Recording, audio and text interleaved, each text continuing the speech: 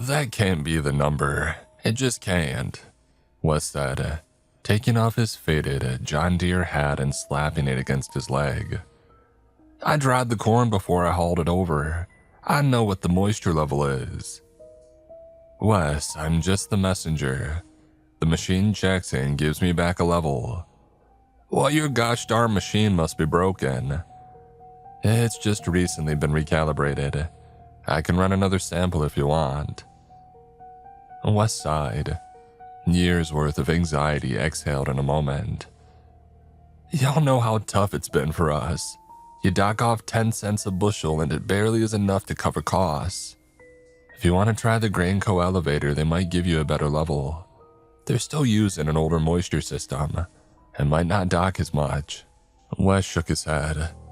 Oh, cost of the gas driving to a new location will eat into the margins, Wes said, putting the cap back on. You people are the reason the family farms are dying. I'm just a lowly nighttime agent at a grain elevator. People above my pay grade set the prices, Wes. I run the machine. Wish that I had a say in this, I really do. The aging farmer paced, mumbling to himself as he did, trying to shake loose the anger from his body. His snit was moderate compared to others. One guy took a swing at me. Truth was, they all were right. The moisture limits were off, and the big ag company I worked for wanted to maximize profits by shortchanging farmers. Every night I stared into the eyes of broken men and gave them bad news. It ate at my soul. I was a force multiplier for misery. Oh, Jesus Christ and his crown of thorns, Wes finally said. Just take the corn. I'll figure something out. I'm sorry, Wes, truly. He waved me off. I don't want to hear it. Just take it. I'll be in my truck. He slammed the door as he left. It rattled the windows and knocked small knickknacks off my desk. As soon as he stormed off, my boss's office door squeaked open. He gone? He asked from the safety of his office. Yep. The door opened wide, and Larry, my fastidious boss, walked out laughing. Oh, thank God he left. He seemed heated. The faint smell of whiskey followed Larry's arrival. Larry took nips from a flask all the time and assumed that he was getting away with it. Larry was wrong. A common occurrence around here. He is heated, and he isn't alone. I've heard it all night. They'll learn to love the new rates, Larry said, staring through the blinds, or their corn will rot. Blood whooshed in my ears and I grit my teeth. My tongue was begging to give out a lashing, but I held it firm.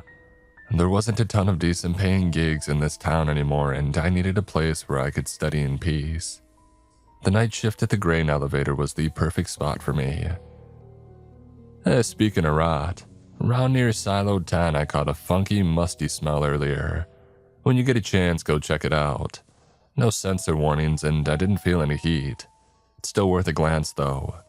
I can't have a fire now. Margins are tighter than a honey hole. A disgusting metaphor aside, he wasn't wrong. The price changes had wrecked everybody down the line, save the big ag companies. I glanced out at Wes, muttering to himself outside. Should we try to smooth things over? Larry, still lingering at the window, shook his head. No, I'm not going down there, he said, turning to me. But it might not hurt for you to smooth things over. We can't have everybody run into the Grainco elevator. What should I tell him? I don't know, the rates are temporary. We understand his frustration. Things will get back to normal soon, stuff like that. Are the rates temporary? Larry laughed. When have you ever heard of a company cutting into its profits on purpose? You want me to lie? Don't be such a Boy Scout, Larry said, walking away from the window and grabbing the latest issue of Farm Worker magazine. I gotta take the Browns to the Super Bowl. It's about to smell musty in here, and it ain't gonna have nothing to do with wet corn, he said, cracking himself up. Go on and get. I'll be a minute. He left for the bathroom, and I sighed. Wes might sock me in the jaw, but whatever stench Larry was about to release in the bathroom would be worse. A bruised jaw was worth the risk. I zipped up my hoodie as soon as I got outside. Since fall had tiptoed closer, the nights at the complex had gone from pleasant to, I don't really want to go out if I don't have to. My breath was visible and the cold stung my nose and the tips of my ears. The wind rustled through the fabric, sending shivers up my spine. I stuffed my hands into my pockets and I made my way over to Wes. He had parked his rig over the dump gate and was in the process of opening the bottom hatch of his truck. Once he caught me heading toward him, he stopped. The cold had helped to extinguish his fury. The man was more apologetic than mad. "I hate the winter," I said as a way of greeting. Same. My hands get so chapped that they bleed, even with gloves on. I envy the bears who get to hibernate through this shit." Wes smiled and his shoulders dropped. His eyes went to the ground, letting his thoughts gather steam, before bringing them level with me. "Oh, sorry about in there." I held up my hands. "Don't, I get it. So many farmers have goddamned me lately that I'm starting to wonder if the big man has agreed to help. A lot of God-fearing folks forget the Lord don't like his name taken in vain." "Amen," I said. "I get why, but I'm just a dude that pushes a button. Forces larger than me are calling all the shots." Wes nodded. "I can't imagine it's easy. There are worse fates, but I hate disappointing folks. Be straight with me. Why did they raise the moisture level barrier?" I shrugged. "Money?" Wes spat. "I can't wring blood from a gosh darn stone. They're gonna squeeze, though. Squeeze too hard and you break the rock." "You're right." "I should have sold the farm last year," Wes said, resigned. "I offered more than what it was worth. Told my pappy about the offer, and the man damn near shed a tear at the thought of us moving on. That man lost a finger and his eyes didn't even well up once." "How's he been?" Wes waggled his hand. Has good days and bad, but it's all on a downhill slope. It's spread to his lungs, and just a matter of time now." "Sorry about that," I said, patting his shoulder. "I lost my dad 2 years ago, and I still feel the hurt." Wes nodded thanks and turned away. He wiped away a tear, but I wasn't going to call it out. We all need to grieve. "You want me to fire it up?" "Yes, sir," he said over his shoulder. He unlatched the bottom hatch of his truck and the flow of thousands of corn kernels filled the night air. A grain elevator is exactly what it sounds like. Farmers park their trucks over a grate, let the seeds fall into a pit where a belt with little platforms drags the corn up to the top of a silo. Our elevator has 16 silos on site, and come harvest season, they'll all fill up. That's when the money comes in. It's also when things get dangerous. You wouldn't think that grain storage is a high-risk job, and mostly you'd be right. But dust stalks the silos. Falling from heights is frequent enough. Sometimes the air is putrid from unseen decaying matter. And worse, fine dust and built-up gases ignite and explode. About a year ago, 2 towns over, a silo exploded. Stuffed with hardened kernels, it was like an industrial-level pipe bomb. Killed a guy. "You hear about that farmhand at the Braverman farm?" Wes had asked. "No, what happened?" The belt below us squeaked. If you closed your eyes, the corn movers sounded like a rain stick. It could be pleasant, less so if you hear it settle from inside a silo.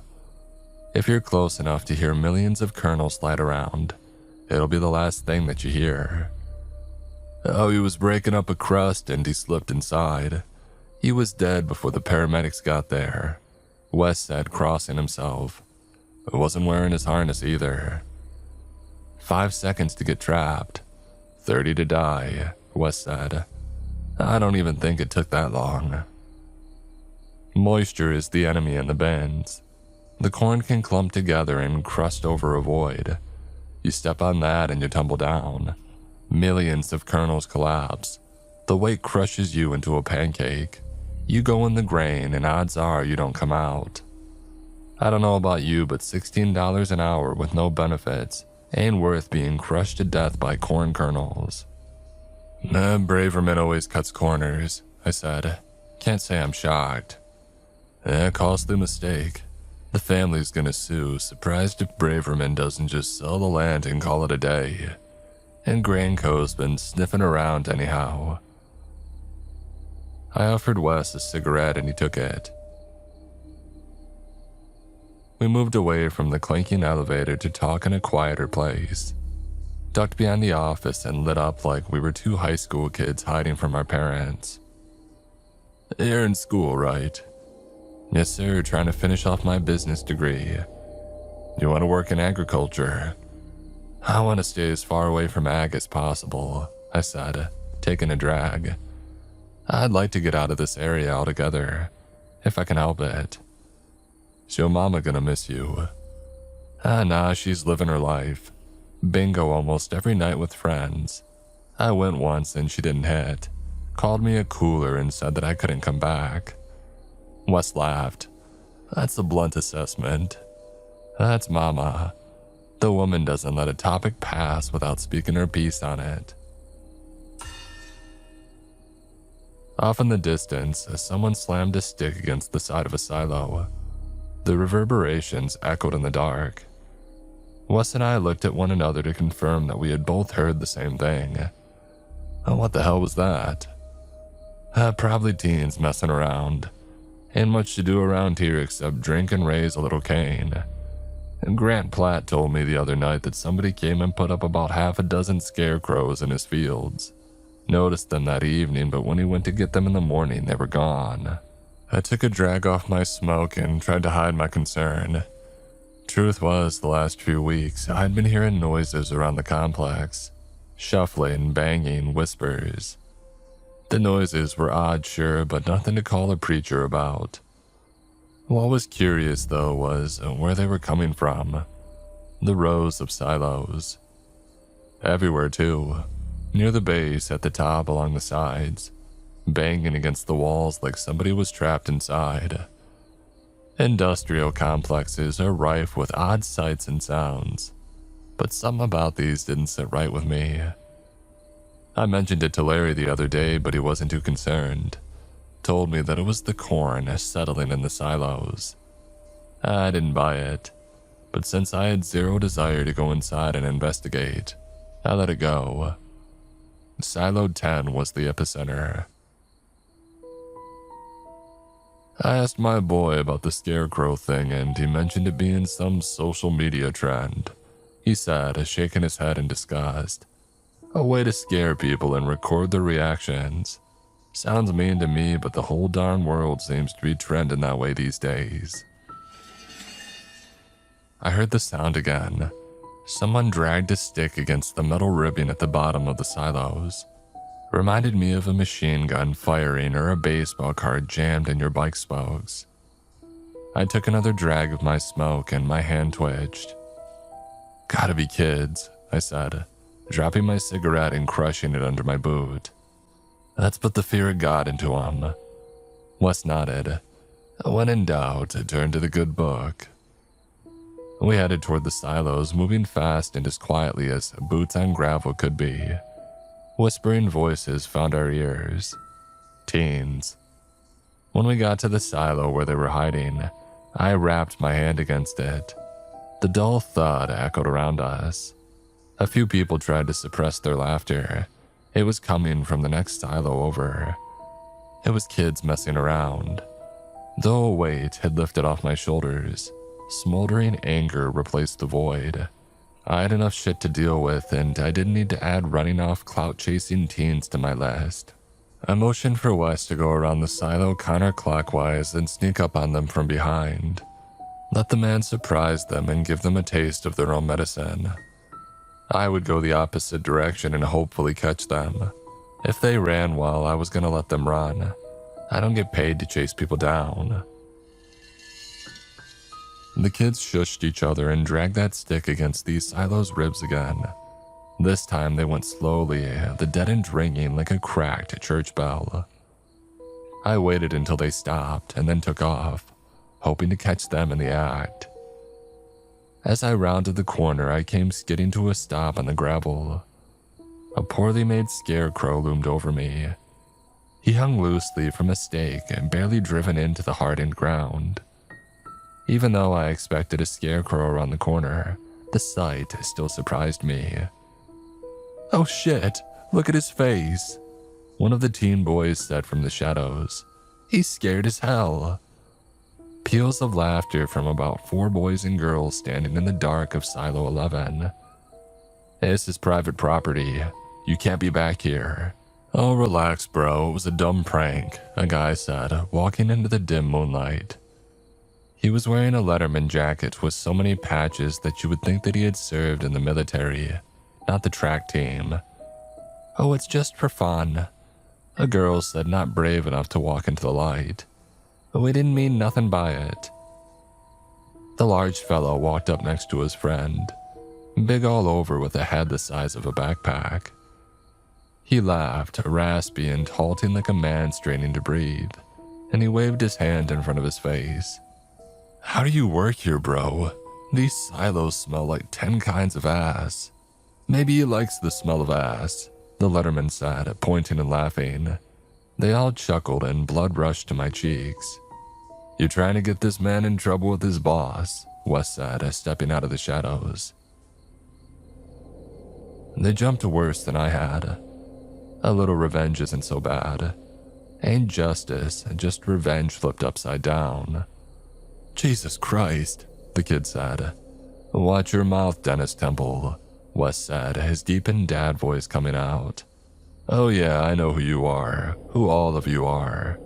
He turned his attention back to Dennis. "I know your pa didn't raise you to blaspheme the Lord's name or curse out at strangers now, did he?" "No sir, he didn't," Dennis said, his eyes on the ground. "How many of y'all are there?" After a few seconds, 2 girls in matching red hoodies walked out. Wes shook his head. "I can't imagine none of y'all's parents would think highly of you bothering a working man just trying to earn his daily bread," Wes said, pulling the scarecrow out of the ground and handing it over. "Think your pa would be happy with somebody screwing with him at the mill?" "No, sir." "Apologize to this man, erase that video, and get on back home." Dennis in his gaggle turned to me and mumbled apologies, and then he erased the video, holding up his phone to prove that he did. Once Wes was happy with the responses, he softened. "Now there ain't nothing wrong with having fun, just not at someone else's expense. We were young once and we did our fair share of rabble-rousing. Just don't do it at some innocent man's expense. Y'all understand?" "Yes, sir," Dennis said. He turned to me. "Sorry, man, I meant nothing by it." I softened. "I just don't want to see anybody get hurt. This is a dangerous place." Our alarm system squawking drowned my voice out. Red lights started blinking on top of the silos. We both glanced up and a sinking sensation rumbled in my stomach. I turned to the now genuinely nervous teens and shooed them away. They didn't hesitate. Wes craned his head up to the lights. "What's that mean?" Honestly, I've never heard them go off. In the distance, the office door slammed open, Larry's booming voice calling out. I turned to Wes. "I don't think he's in a good mood. The devil has more good times than old Larry." We started back for the office. As soon as we came out of the line of silos, Larry pointed his folded magazine at me. "Where the hell were you?" "Chasing off a few kids that had snuck onto the property. Why are the alarms going off? Something wrong with the elevator." "It's what alarms usually mean, don't it? And you say you're in college, huh?" Larry said, shaking his head. "Useless as teats on a boar hog." "I've never seen them go off before is all," I said, swallowing my anger. Don't sweat it, son," Wes said, patting me on the back and nodding at Larry. "Larry never even finished high school, and look where he is." I chuckled and Larry fumed. The friendly joke got under his skin. Wes was needling and found a vein. It was Larry's turn to strike. "If your wet corn broke my machine, repairs are gonna come out of your pocket," Larry said, attempting a joke. It Hindenburged, and we walked to the elevator in silence. Once there, it was obvious that something had jammed up the works because the belts weren't moving anymore. Wes's corn had emptied from his truck and was now all in the underground storage pit. A rock or something scooped up from the harvest might have found its way into the elevator and got stuck. "I'll shut down the power, climb into the pit to get a look. If there's a jam, it's gotta be in there," Larry said. He handed me a flashlight and nodded down at the pit access hatch. "I can't wait," I said, taking the flashlight. There was a ping as my feet hit each rung. There's no light down here because there isn't any need. The corn falls and the elevator belts scoop it up. Kernels don't need to see the elevator to catch it. They just get swept away. I had only come down here a few times and that was more than enough. The ground slopes toward the belt, so once you get off the ladder, you have to crab walk to stay stable. If there was a clog, it was probably where the belt goes vertical, delivering the kernels up to another conveyor belt where they ride until they're dumped into a silo. Those turns on the conveyor belts are notorious for clogs and are hard to fix without the proper tools. Operators and agents can try to dig out the clogs, but it doesn't go well. Repairmen call them finger strippers for a reason. I hit the bottom rung and my feet slid out from under me as I stepped down to the cement floor. I shone the light at the elevator. There wasn't much corn left, but there was still enough that it piled near the belt.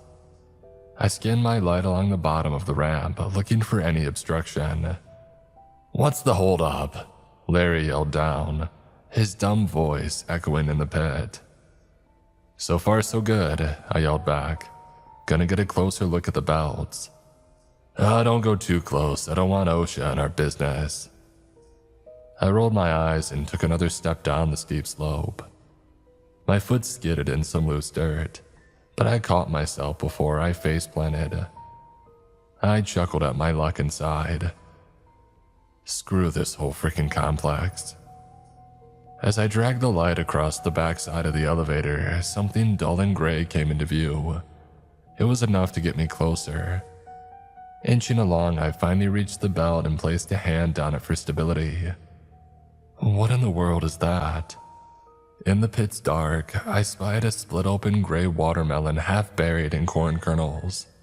It must have been there for a while because the smell of rot grew with each inch that I got closer. I tucked my nose into my shirt. "There's something weird down here," I yelled up.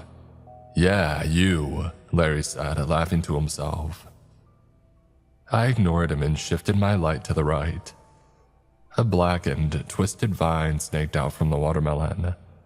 A seed germinating down here wasn't impossible, but to grow to this size. I followed the vine until it ended at a pile of clothes. I was about to reach over and grab them when the flashlight beam bounced off a pair of coal black eyes. Oh shit. My fingers loosened and I dropped the flashlight, shutting it off. I scrambled back up the incline, but my foot caught on some loose kernels, and I fell face first into the concrete. My teeth caught against my tongue and my mouth filled with the coppery tang of blood. My smashed nose stung, and the gushing painted my lips and chin crimson. I had a hard time breathing without my nostrils whistling like a bored kid in church. Shaking off my growing ailments, I scrambled up the ladder, burst out of the top, and rolled away from the hole. I was breathing like I had run a marathon, pitched forward with my hands on my knees. Blood from my nose was pooling on the dirt in front of me. "What the hell is wrong?" Larry asked. "What happened?" "There's something down there." "What?"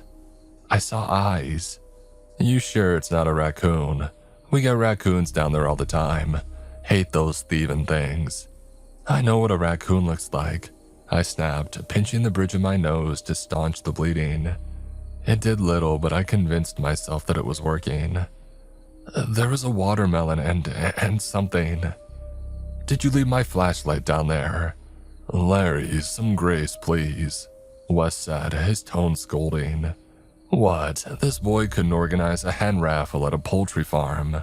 The hell does that mean? I snapped. A stern glower from my boss recalibrated my emotions.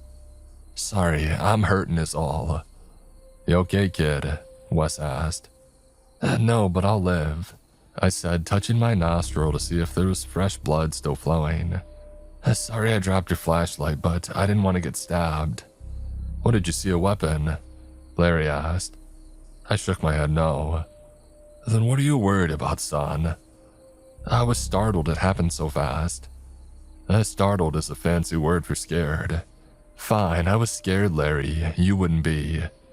Larry's scared of missing a meal, but that's about it, Wes said with a grin. Before Larry could shoot back, Wes held up his hands and gave him an affable grin. Oh, just funnin', big guy. Kid, let me take a gander, huh? Wes walked over to the hole, pulled out his phone, and stuck his head down. The light wasn't as strong, but it did the work because he caught the eyes staring out at him too. Well, I'll be pickled, he mumbled. Hey, what are you doing down there? No response was forthcoming. Without hesitating, Wes climbed down into the pit. Hey, you can't go down there, it's a liability thing, Larry yelled to no avail. Seconds later, belly laughs came rousing up. What's so funny? Larry yelled down. There's a clown in there. Oh, there is someone down here, all right. I'll bring him up. I inched closer. My mouth went arid, the moisture sliding to my clammy palms. Finally, Wes came up, trailing someone behind him. As he breached the hole, he yanked up a scarecrow with him. He tossed it on the ground between Larry and me. Here's your culprit. Oh, hell's bells, kid. You were afraid of a scarecrow, Larry said in between guffaws. I didn't know it was a scarecrow. You didn't even investigate. Even the crows check out scarecrows. How you gonna make it in the city if you can't handle a straw man? Why was it down there? I turned to Wes. Was it in your truck and fell through? No way. Those kids, maybe. When would they get down there? Well, heck, I don't know. This scarecrow was different from the one that the kids had brought. Theirs was obviously handmade and not very well. Super understuffed with hay. Visible safety pins held the pants to the shirt, to the pillowcase head. Someone crudely drew on the face, made a real mess with the eyes and mouth. This one wasn't that. Outside the mangling that it had taken in the elevator belts, it was pristine. The outfit was a pair of old blue jeans and a gingham shirt with no visible pins. The clothes were so evenly stuffed with hay that they resembled a real person's body, muscles and everything. The head was an old burlap sack with black buttons sewn on for eyes and cinched with an ancient length of weather-beaten rope. A jack-o'-lantern's shark-tooth grin stitched in with white thread. Something that you would show off at the county fair, not drop in a grain elevator pit where nobody would see it. Oh, whatever it is, it's out now. I'm restarting the machine and finishing this up, Larry said as he turned to head back into the office. But then he froze. He shot his hand up and pointed to the top of a silo. Is that a person up there? Wes and I followed his finger to the top of Silo 10. The only light up there was the blinking red alarm, but it was enough to outline a person. They weren't moving, just sitting, shoeless feet dangling, and holding on to the light structure. What in tarnation? Ah, Jesus, if they fall, we're screwed, Larry said in a panic. Hey, what the hell are you doing? Get down now. The figure leaned back, their hands letting go, and they tipped off the top of the silo. Oh shit, Larry said, sprinting. He got there first and came skidding to a stop, sending gravel skipping down the path. I tried to read his face. Was he looking at a horror show? But his dropped jaw and raised eyebrows weren't sending that message. The hell? Wes and I joined him at his side, and the same wave of confusion caught us in its wake. I shook my head hoping to get my synapses firing correctly, but nothing changed. We were staring at the body of another scarecrow. Wes crossed himself. This ain't natural. Nothing tonight has been. I didn't bother with the divine. I was stuck on the logistics of how a person got onto the silo roof in the first place. We kept the silo ladders latched closed, and they still were. But even if the ladders had been unlatched, climbing on top of the silo was super dangerous in the best of conditions. Hauling up a scarecrow while trying to climb up would be damn near impossible.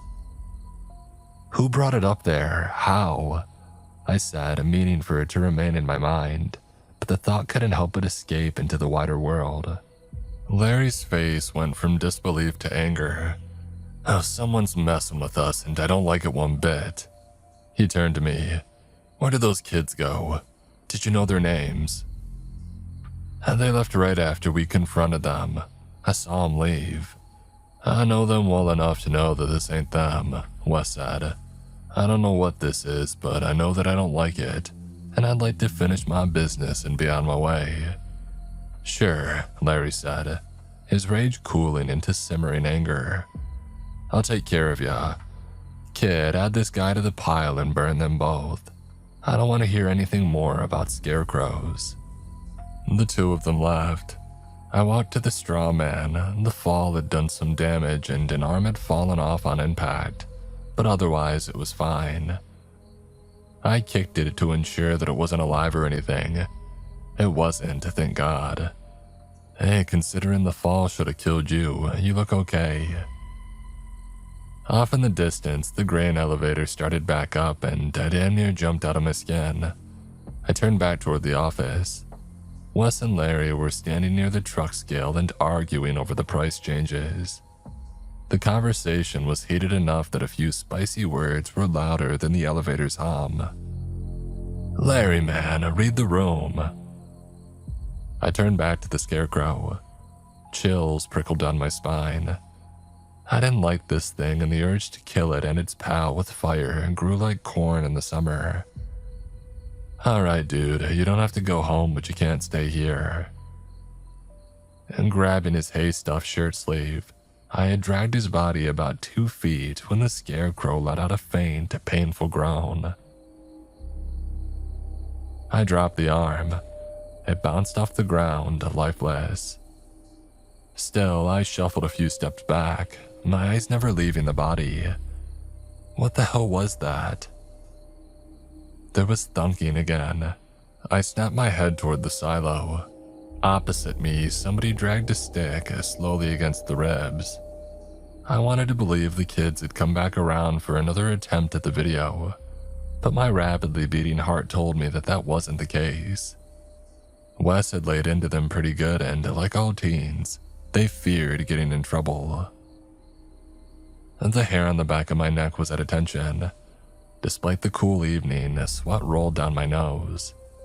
I wiped my face with my already sweaty palms and dried them against my dusty pants. My spiking adrenaline made my body tremble. Run or fight. I closed my eyes and let my instincts choose for me. Instead of running off, something that my legs were screaming at my brain to do, I slapped the side of the silo myself. It wasn't as loud or intimidating, but it sent the message that I was still here, damn it. They wouldn't scare me off so easily. Pressing my body against the silo, the metal was warmer than normal. I still needed to check the internal temperature, but dealing with a scarecrow-apalooza was my top problem at the moment. I quietly slid along the metal. My goal was to surprise whoever was there. What I would do after that wasn't exactly clear to me yet. One problem at a time. I took baby steps, careful to not crunch on the gravel. The vibrations through the metal rippled through my body. I was sure that I was about to run into the person. I stilled and gathered my courage and ran toward my unseen foe, screaming bloody murder. The scarecrow's detached arm fell to the ground as I came around the corner. I froze, my brain failing to put together what I had just witnessed. How was the arm moving? Straw feet kicked up gravel as the rest of the body ran away. I circled the silo just in time to catch the hayman turning off the gravel path and disappearing into the shadows. With my wits reaching their natural end, I pulled myself together and did the only sensible thing. I ran. I moved like this thing was chasing me. I hadn't run this fast in years and my body rejected the effort. Joints ached and my lungs burned, but I wasn't stopping until I got back to the office. I got there just as Wes was taking the check from Larry. They stared at me like I had two heads. Larry shook his head and asked, "Oh, what's going on? Where's the scarecrow?" "It ran off," I said between gulps of air. "It ran away." "Well, that's my cue to get along. Y'all have a night," Wes said, quickly hopping into his truck and firing it up. Larry shook his head. "He's already mad about the raids. We can't afford to scare him off with stories of running scarecrows loose in the facility." "It's not a story, I saw it," I said. "And frankly, right now, I don't give a shit about scaring off clients. I just saw a scarecrow." A rock came screaming in from the darkness and slammed into Larry's elbow. It landed with a slap. He screamed, dropped the pen that he was holding, and cradled his arm. A welt grew, his skin reddening from the blow. "What the hell was that?" "Let me see your flashlight," I said, taking it from him. I shone the light over to where we had left the first scarecrow. It was gone. Larry, the man who never shut up, was stunned into silence. His mouth opened, but the words died on his tongue. Sweat stains grew from the armpits of his shirt, and his eyes darted back and forth near the elevator. His whole body trembled. He absent-mindedly rubbed his growing welt. I'm gonna head inside," he said, turning his attention away from the elevator to the office. "I got some paperwork to."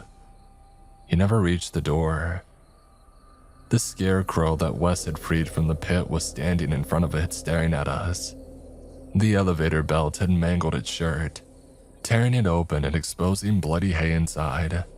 It didn't move, but I swear it was breathing. "How?" was all that Larry got out. Distracted as we were, another rock came crashing in and caught Larry on the shoulder. It was larger than the last, and the blow made him stumble and turn toward the thrower. Before he responded, another stone smashed Larry in the cheek. It split his skin open and blood spurted from the wound. Larry slapped his hand on the cut, blood seeping through the cracks of his fingers, and stumbled away. His eyes rolled back into his head and he crashed to the ground. Before I could help him, another projectile flew in and hit him square in the temple. A noise like a ripe melon popping open. Any consciousness that he was clinging to fell away, and his rotund body dropped like a dying ox. Blood from his head wounds pooled around his face. I shone the flashlight into the dark, and another scarecrow was standing there.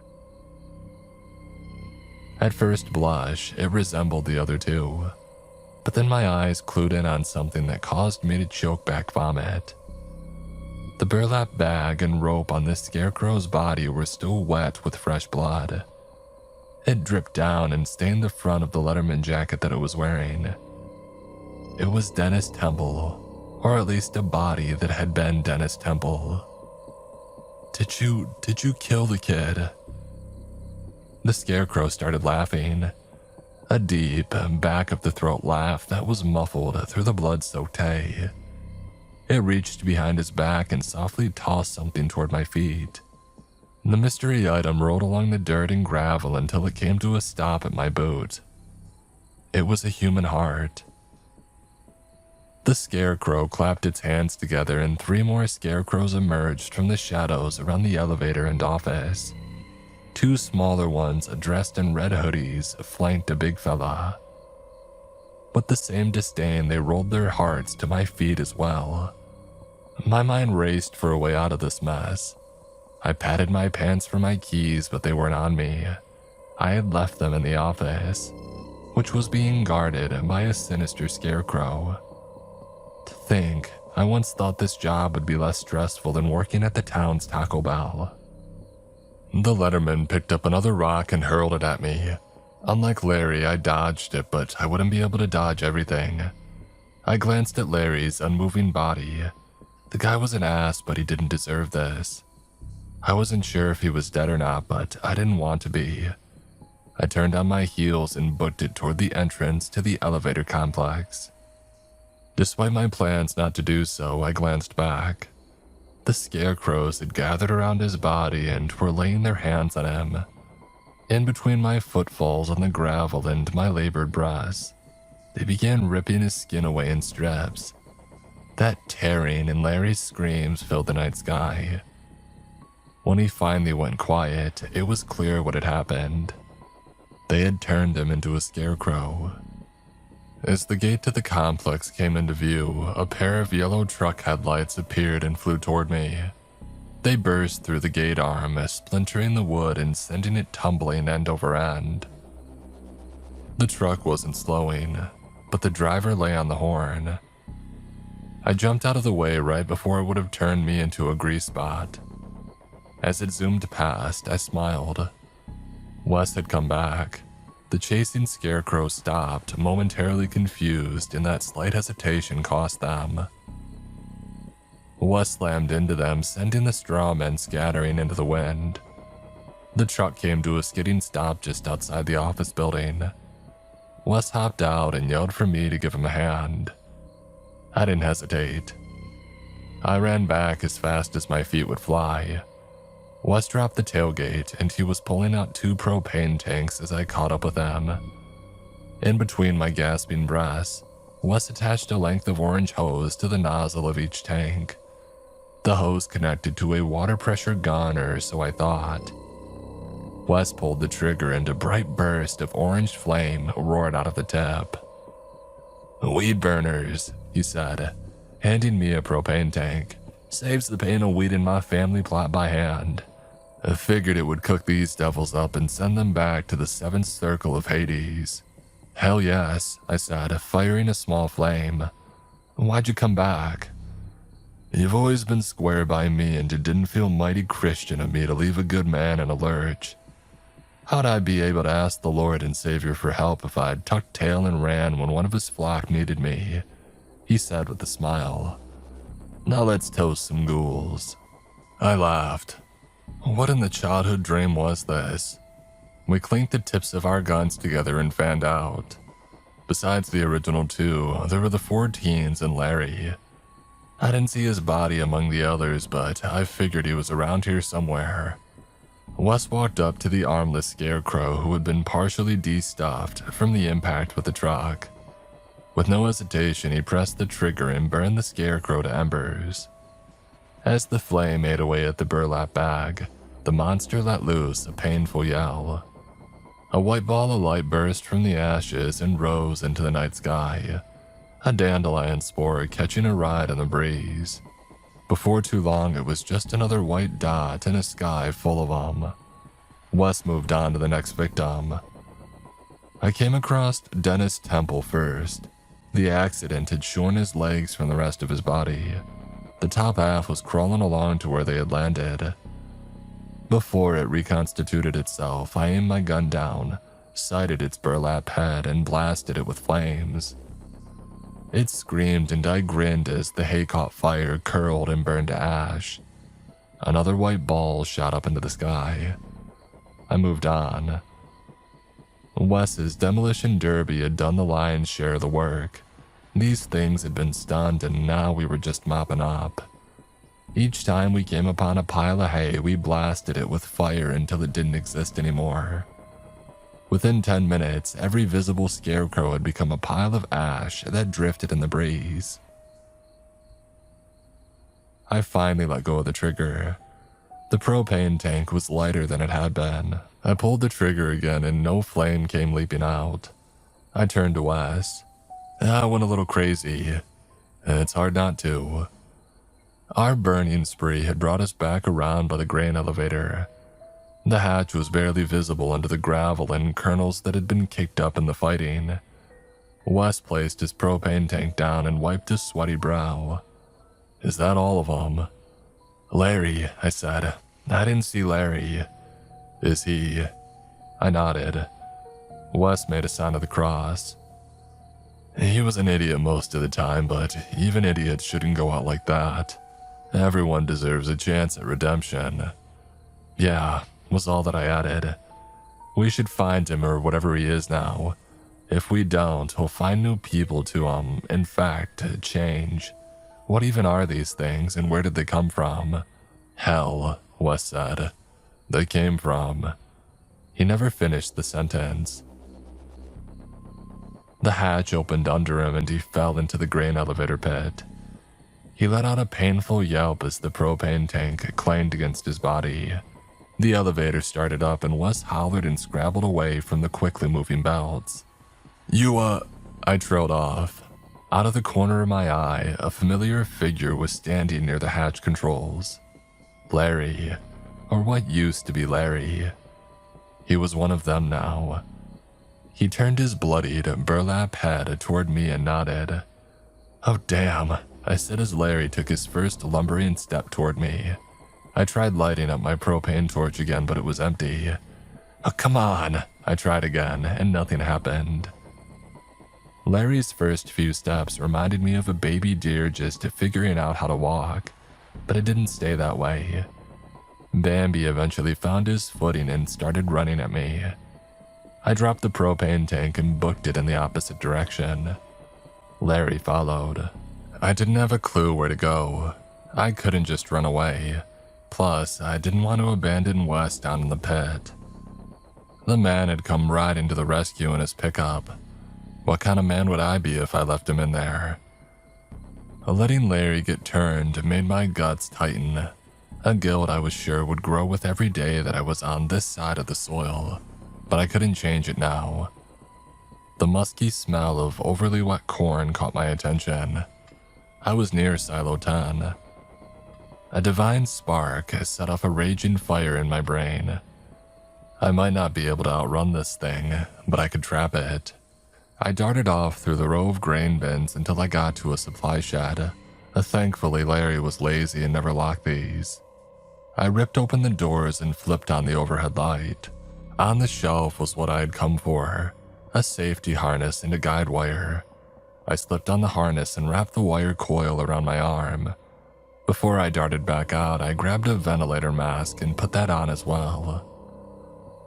I exited the shed and clocked Larry, now full on running. Bits of hay falling off his body with each long stride. I took off at a full sprint myself, heading for Silo 10. I kicked at the ladder latch until it came free, sending it sliding down. As soon as it hit, I hooked on one end of the guide wire to the base of the silo and the other to my harness. With the carabiner's click, I started up the ladder. I was 5 rungs up when Larry's hay hand grabbed my boot and yanked me down. I swung my free leg at him, but Straw Larry was more nimble than Human Larry had ever been. With a strength that shocked me, he caught a hold of my legs and yanked down with all his might. The tips of my fingers slipped off the rounded rung and I went crashing to the ground. The straw man helped break my fall, but it was still far enough to force all the air from my lungs. I rolled onto my stomach and away from Larry's windmilling arms. I coughed and finally caught my breath in the middle of the roll. Right after my first breath, Larry's foot found my stomach. Pain rippled through my body and I vomited. Another swift blow to my ribs caused one of them to crack, constricting my muscles around my chest. I rolled away again, but the guide wire worked like a leash at this point. I wouldn't be able to run with it still attached. Even though this wasn't my former boss, I recalled every time that he had pissed me off and let that anger strengthen me. I scrambled back up to my feet and turned to the scarecrow. He ran at me again, growling and snarling. I yanked hard on the wire, pulling it taut, and ran at Larry. The wire clotheslined him, sending him sprawling to the ground. I had hoped it would slice him in half, but knocking him down gave me enough time to make it back to the ladder and scramble up. Larry grabbed the first rung as I reached the top. I slid the ventilator over my face, unlocked the escape hatch, and threw it open. Instantly, a wave of noxious gas hit me. The silo being warm against my back earlier made sense. Something nasty and dangerous was brewing in here among the millions of kernels. Muttering a quick prayer, I climbed into the hatch and found the top rung inside the silo. This bin was almost full, so the trip down into the kernels was short. I gingerly placed a foot on the corn, and it shifted under my weight. I placed my other foot down, and despite some more shifting, I stayed level. A shadow fell over me. Larry had arrived.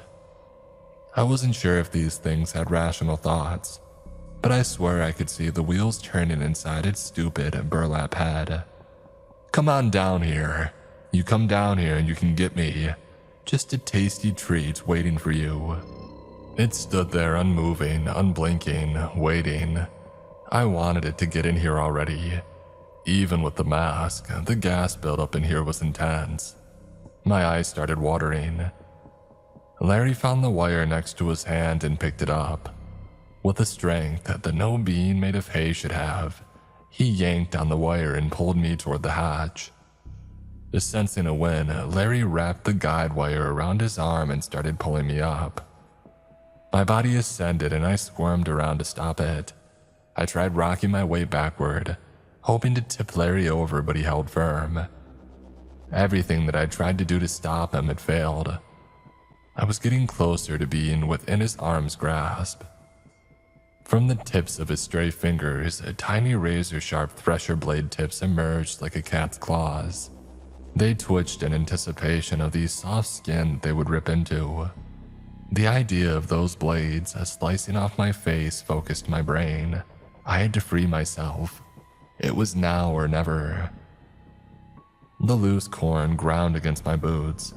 A kernel caught the side and shot out, ricocheting around the silo. As it bounced around, my thoughts followed suit. I glanced back. A thin layer of clumped corn kernels spread across the middle of the silo. I smiled. "Come on, big fella, pull me up." I screamed and relaxed my body. Larry kept yanking the wire, slowly bringing me up to the hatch opening. The tip of my boot found the first rung of the internal silo ladder, and I braced both of my feet on it. I let him pull me within a few inches of his grasp, the whole time keeping my legs cocked and ready to fire. As he leaned over to pull me the rest of the way up, I pushed in close. I was face to face with the scarecrow. The stench of rotting hay and death wafted off the burlap sack. I braced my arms against the hatch opening, leaned all my weight back on my heels, and pushed off with all my might. Larry's grasp slipped, and I fell butt first into the corn. Loose kernels took to the air as my body crashed below the grain. The vibrations of thousands of corn kernels rumbled as my body sank lower. 5 seconds to get stuck, 30 to be engulfed. Larry recovered from nearly tipping in and gripped the guide wire again. He tugged with all his might, but the weight of the corn held me in place. With every slight movement of my arms and legs, I became more trapped in the grain. The pressure grew, squeezing me like a corn cocoon. If I went too far in, I'd be crushed to death. The guide wire went slack and my body dropped another inch. I wasn't sure what was happening until Larry cannonballed right near me. Even under the crushing weight of the corn, I allowed myself a smile. He thought that he was landing on solid ground, but as soon as his straw feet found the kernels, he broke through the crust and fell into a void. The rumble was instant and loud. Millions of kernels broke free and fell toward the newly formed hole in the middle of the silo. The pressure that had nearly crushed me to death had disappeared in a blink. Larry was instantly engulfed. His thresher-tipped fingers disappeared below the corn. With the crust now collapsed, my newly born body emerged from the cocoon. I hung from the guideline over the gaping hole and allowed myself to smile. Larry was somewhere in the churning grain, hopefully crushed into a hail bay. I swung myself back onto the ladder and clambered out. I slammed the escape hatch shut and I latched it. The struggle had nearly torn the bulky ventilator off my face, so I finished the job and I threw it into the dark. I took in a deep breath of fresh air, my lungs purging the gas that I had ingested, and scrambled down the side of the silo as fast as my body could go. I was so concerned with getting down that I hadn't noticed Wes standing at the bottom of the stairs, cradling a hurt arm and urging me on. Is he dead? I think the only way to kill it is to burn it. Well, how are you gonna do that if he's trapped? I grabbed Wes's hand and placed it on the side of the silo. Oh, this thing is just waiting for a spark. Golly, he said, taking a step back. You weren't the only one with wet kernels, I said. I'll be right back. I unhooked the harness and sprinted away from Silo 10 and back toward the office. Bursting through the door, I scrambled to Larry's desk and started ripping open drawers until I found what I was looking for. An old bottle of whiskey. Never had I been thankful for somebody being an alcoholic, but tonight had been a night of firsts already. Why stop with zombie scarecrows? By the time I got back with the bottle in my hand, Wes had done the math. I grabbed his propane tank, opened up the valve, and placed it at the base of the silo. Wes started up his truck and nervously drummed his fingers on the steering wheel, his foot hovering over the gas pedal. I moved to the passenger side of the truck, pulled out my lighter, and I lit the rag. It was go time. The kernels inside the silo were still shifting. Either the remains were still collapsing or Larry was trying to claw his way out. I let the fire on the rag grow. Once it had reached a critical point, I whispered a prayer and hurled it at the base of the silo. It smashed into the propane tank. I ducked into the truck and screamed to drive. Wes, hurt arm and all, didn't miss a beat. The man sent us into hyperspace and we tore ass down the gravel road, kicking up rocks as we blew past the busted entry gate. The propane container erupted. That bomb wasn't the end of the line. It was the catalyst that would ignite the bigger and dirty volatile gas inside Silo 10. The ribs of the silo flattened under the growing internal pressure. I guess those chemistry classes that I took at school weren't such a waste of time after all.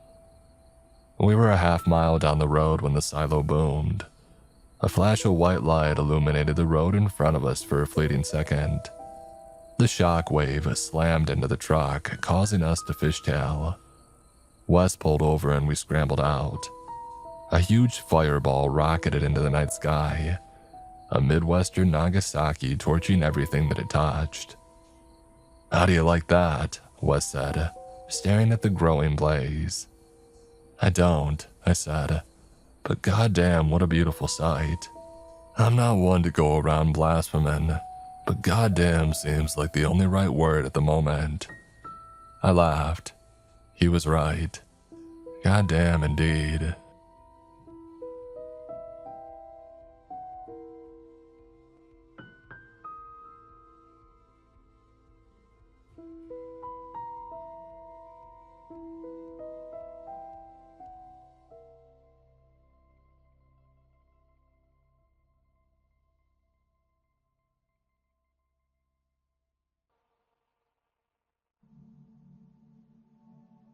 The rumble of 18 wheels beneath you becomes a sort of white noise after a while. 10 years hauling freight across the Midwest, and I've learned to find comfort in that constant vibration. I've been driving the same Peterbilt 389 since 2015, crisscrossing Ohio and the surrounding states more times than I could possibly count. Most people think that truck driving is boring. They picture endless stretches of highway, the same sights over and over. And sure, yeah, there's plenty of that. But what they don't realize is that the road is a way of showing you things. things that don't make any sense in the light of day. I've kept a journal of sorts over the years. Started as notes in my phone, things that I didn't want to forget. Now it's become something of an obsession, documenting the unexplainable things that I've witnessed on these lonely highways. I'm not saying that I believe in the supernatural. I'm just saying that I can't explain everything that I've seen. Let me tell you about some of them. This happened about 8 years ago, somewhere along I-70 eastbound. It was early October and Ohio was showing off with those brilliant fall colors. I was hauling automotive parts from Indianapolis to Columbus, a route that I had driven maybe 100 times before. It was around 3 a.m., that dead zone when your eyelids get heavy and the coffee's worn off, but you've still got hours to go. The road was practically empty, just me and the occasional passenger car every 20 minutes or so. I remember checking my mirrors and seeing nothing but darkness behind me when I passed mile marker 347. That's when my headlights caught her. A woman standing on the shoulder, thumb out like she was hitching a ride, in the middle of nowhere at 3 in the morning. She wore a blue sundress, completely inappropriate for the 40-degree night, and had this long, dark hair that whipped around her face in the wind. No luggage, no purse, nothing. Just standing there, staring directly at me as I passed. I'm not in the habit of picking up hitchhikers, especially not in the middle of the night, but something about her sent a chill up my spine that had nothing to do with the autumn air. And the second that it took for my truck to pass her, I swear she never blinked, just stared with these hollow eyes that seemed to follow me. The rational part of my brain started making excuses. Maybe she had car trouble. Maybe she was walking to the next exit. But that didn't explain the inappropriate clothing or why she was out there alone in the first place. I radioed it in to any other truckers in the area, thinking that somebody should check if she needed help. 2 other drivers responded that they had just passed that same section of highway and hadn't seen any woman. I might have convinced myself that I was hallucinating from fatigue, except for what happened next. About 20 miles down the road, I pulled into a rest stop to use the bathroom and grab a fresh coffee. As I was walking back to my truck, coffee in hand, I glanced at the cab of my Peterbilt. There she was, the same woman sitting in the passenger seat of my locked truck, just sitting there staring straight ahead, hands folded in her lap. I dropped my coffee and fumbled for my keys, but by the time that I got the door open, the cab was empty. No sign that anybody had been there. No wet footprints, no indentation in the seat, nothing. I didn't sleep for the rest of that haul, and I still get goosebumps when I drive past mile marker 347. I've never seen her again, but other truckers have stories about a woman in a blue dress along that stretch. Some say she was killed by a hit-and-run driver back in the 80s. Others say that she's been appearing on that road since the 1950s. All I know is what I saw, and I still can't explain it. This one's been happening on and off for years, and it's not just me. Ask any trucker who regularly drives through eastern Ohio about the midnight conversation, and you'll see their face change. It always happens after midnight, usually between 2 and 4 a.m., and almost exclusively on rural stretches of highway, where you don't expect much CB traffic. It starts off with static, and then a voice comes through. Sounds like an older man, kind of gravelly, like he's been smoking unfiltered cigarettes his whole life. He always starts off the same way. Breaker 19, this is eastbound Charlie looking for a westbound Mac. You out there, Mac? Over. The first time that I heard it, I thought nothing of it. Truckers use the CB to chat all the time. Helps keep us awake. But then another voice answers, younger but still male, saying, "And this is westbound Mac. I read you, Charlie. What's your 20? Over." And that's when things get weird. They start having this conversation that sounds completely normal at first. Weather, road conditions, usual trucker talk. But if you listen long enough, you realize they're talking about landmarks and highways that do not exist, towns that aren't on the map, and the conversation always circles around to the same thing: a terrible accident that's about to happen. "You watch yourself coming through Dayton tonight, Mac," Charlie will say. "Bad wreck coming, 17 vehicles, only 2 survivors." "When's it happening, Charlie?" Mac will ask. And Charlie always says, "Already happened, son, 30 years ago tonight. I was there, you were there." And then the static takes over and you can't hear anything else. Here's the thing, I've tried to respond to them, so have other drivers. They never acknowledge us like we're not even there. I've asked state troopers about bad accidents near Dayton, but nothing matches what Charlie describes. So one night about 3 years ago, I was driving through a bad storm near the Ohio and West Virginia border when the conversation came through. Listening to it gave me the creeps as usual, but I had more important things to worry about, like the sheets of rain reducing visibility to almost nothing. That's when Charlie's voice came through clearer than I had ever heard it before. "Eastbound rig, mile marker 221, this is Charlie. You need to pull right over now, driver. Right now." He was talking to me. I was eastbound and I had just passed mile marker 220. I felt the hair on my neck stand up. "Eastbound driver, I'm not playing games. Pull over in the next quarter mile or you won't make it home." Something in his voice made me listen. I slowed down and eased onto the shoulder, putting my hazards on. Less than a minute after I stopped, lightning struck a tree about 100 yards ahead of me. The whole thing came crashing down across the highway right where I would have been if I hadn't stopped. I sat there shaking and then grabbed my CB. "Charlie, this is the eastbound driver. I don't know how you knew, but thank you." No response, just static. This happened last winter and it still bothers me when I think about it.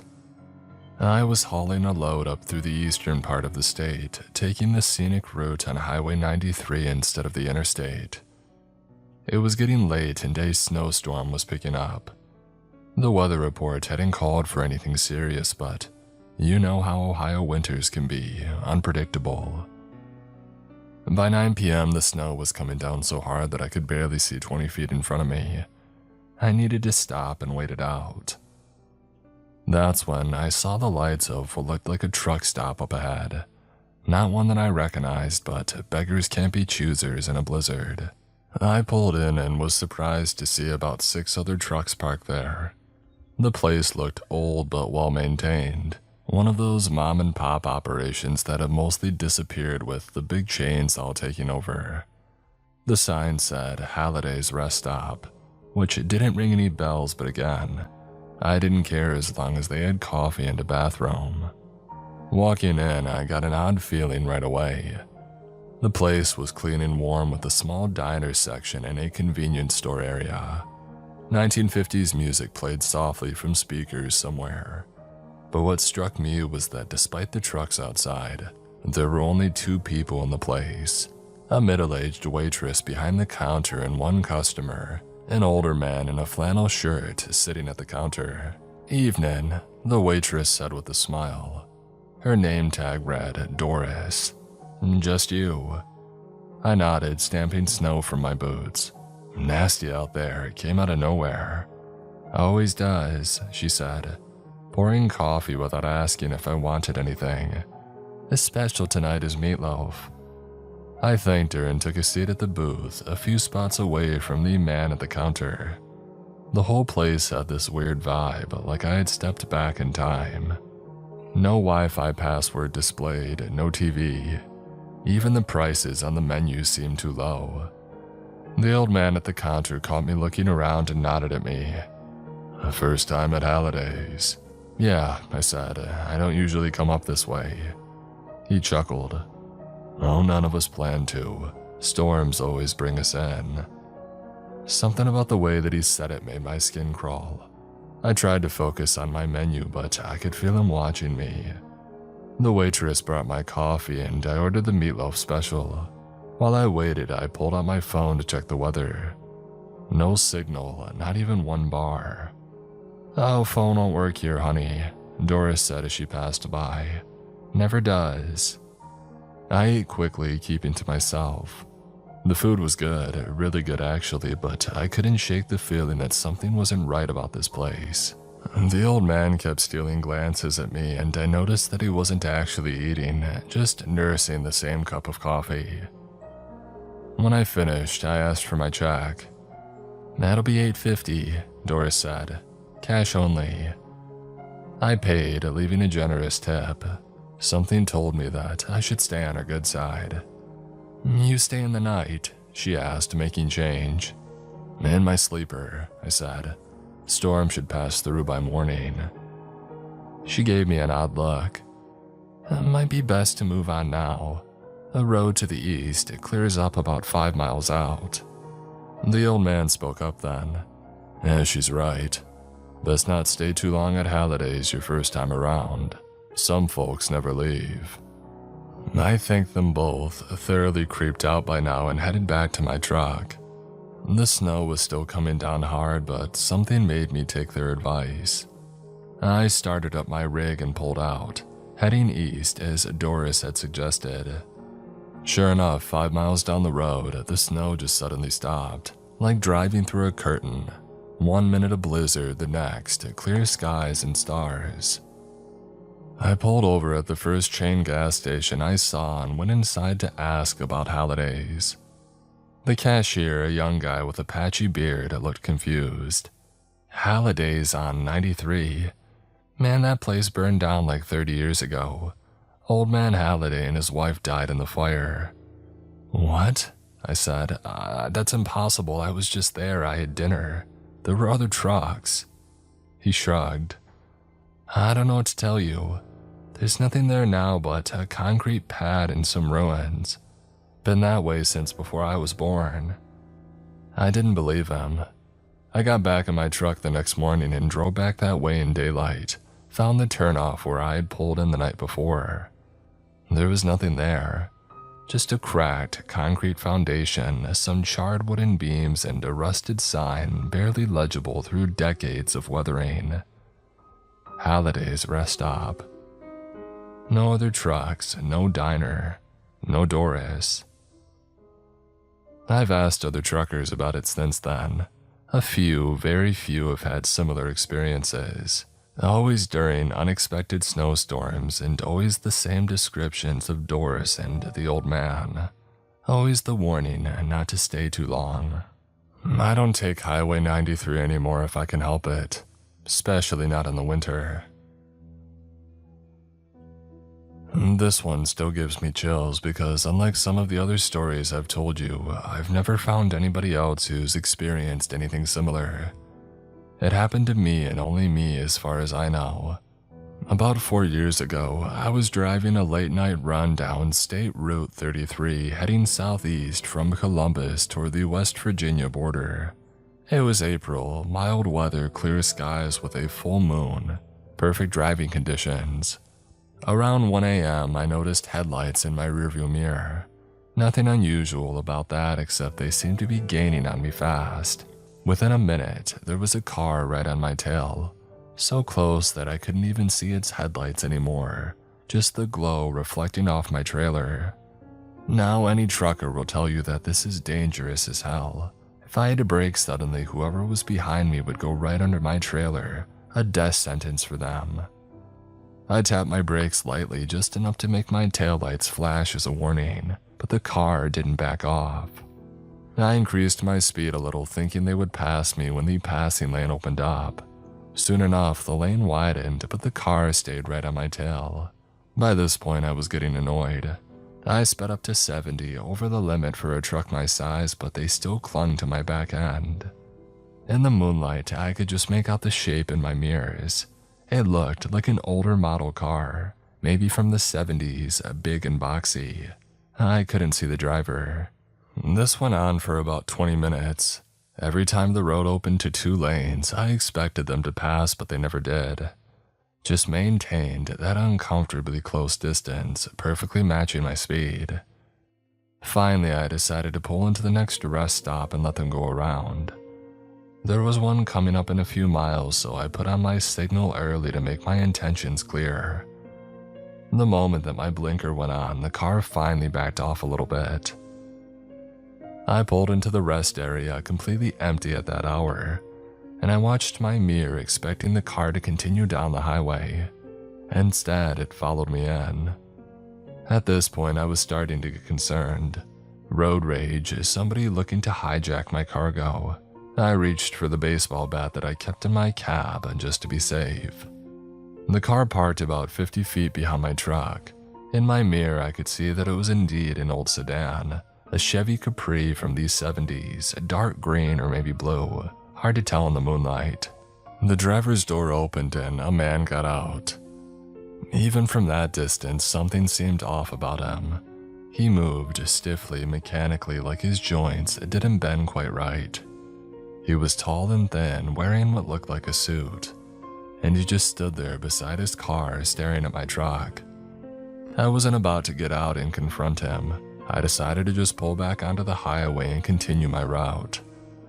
I started my engine, but before I could put it into gear, my CB radio crackled to life. "Driver, this is a message for you," came a voice through the static. It was flat and emotionless, with a slight metallic quality that didn't sound quite human. I hesitated and then picked up the handset. "Who is this?" "I've been following you, driver," the voice replied. My blood ran cold. "What do you want?" I asked, watching the figure in my mirror. He hadn't moved, still standing perfectly still beside his car. "To warn you, you will reach a bridge in 17 miles. Do not cross it." What? Why? But no response came. The CB went silent. In my mirror, I watched as the man got back into his car with those same stiff, unnatural movements. He started his engine, backed up, and drove out of the rest area, continuing down Route 33. I sat there for a good 10 minutes, trying to process what had just happened. Part of me wanted to call the police, but what would I say? Some guy followed me, knew my name, and told me to not cross a bridge. They would think that I was drunk or high. Eventually, I pulled myself together and got back on the road. As I drove, I counted down the miles, a feeling of dread growing with each passing marker. Whatever bridge that he was talking about would be coming up soon. At mile 16, I saw it in the distance, a small bridge spanning a creek, nothing special. As I approached, I noticed something on the bridge, flashing lights. As I got closer, I could make out police cars, an ambulance, and a tow truck. I slowed down as I reached them. A state trooper waved me to a stop. "What happened?" I asked him, rolling down my window. "Drunk driver crashed through the guardrail about an hour ago. Car's down in the creek. Still working on getting the body out." "What kind of car?" I asked, already knowing the answer somehow. "An old Chevy Capri, I think. 70s model, dark blue." I thanked him and drove on, my hands shaking on the wheel. I've spent countless hours trying to figure out what had happened that night. The same car that followed me had already crashed and the driver was dead. Was I being warned by what? The driver's ghost? Some kind of anomaly? I've driven Route 33 many times since then. I've never seen that car again, never heard that voice on my CB. But I always make sure to slow down when I get to that bridge, half expecting to see those headlights in my mirror again. When you've been driving trucks for as long as I have, you develop a kind of sixth sense about deliveries. You can tell when something's not right about a shipment. Maybe the paperwork seems off or the location doesn't match the type of cargo. 9 times out of 10, there's a simple explanation, but sometimes things just don't add up. This particular incident happened about 5 years ago in the middle of a brutal January cold snap. I was given a last-minute assignment to deliver a single shipping container to an address on Chestnut Hill Road, about 30 miles outside of Columbus. A few things struck me as odd right from the start. First, the paperwork was vague about the contents, just listed it as medical equipment. Second, the shipment was given priority status, meaning that I was to deliver it as soon as possible, regardless of regular hours. And third, the delivery location wasn't a hospital or a medical facility. The address corresponded to what seemed to be an abandoned factory in the middle of nowhere. I questioned my dispatcher about it, but he just said the client had paid a premium for fast and discreet delivery, and that all the paperwork was in order.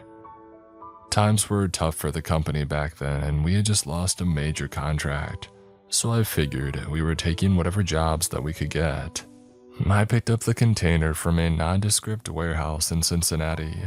It was sealed, which wasn't unusual, but what caught my attention was the weight of it. Far lighter than what you would expect for a container that size filled with medical equipment. I also noticed that it was refrigerated, maintaining a constant 34 degrees Fahrenheit. The drive started normally enough. It was around 9 p.m. when I set out, with an estimated arrival time of around midnight.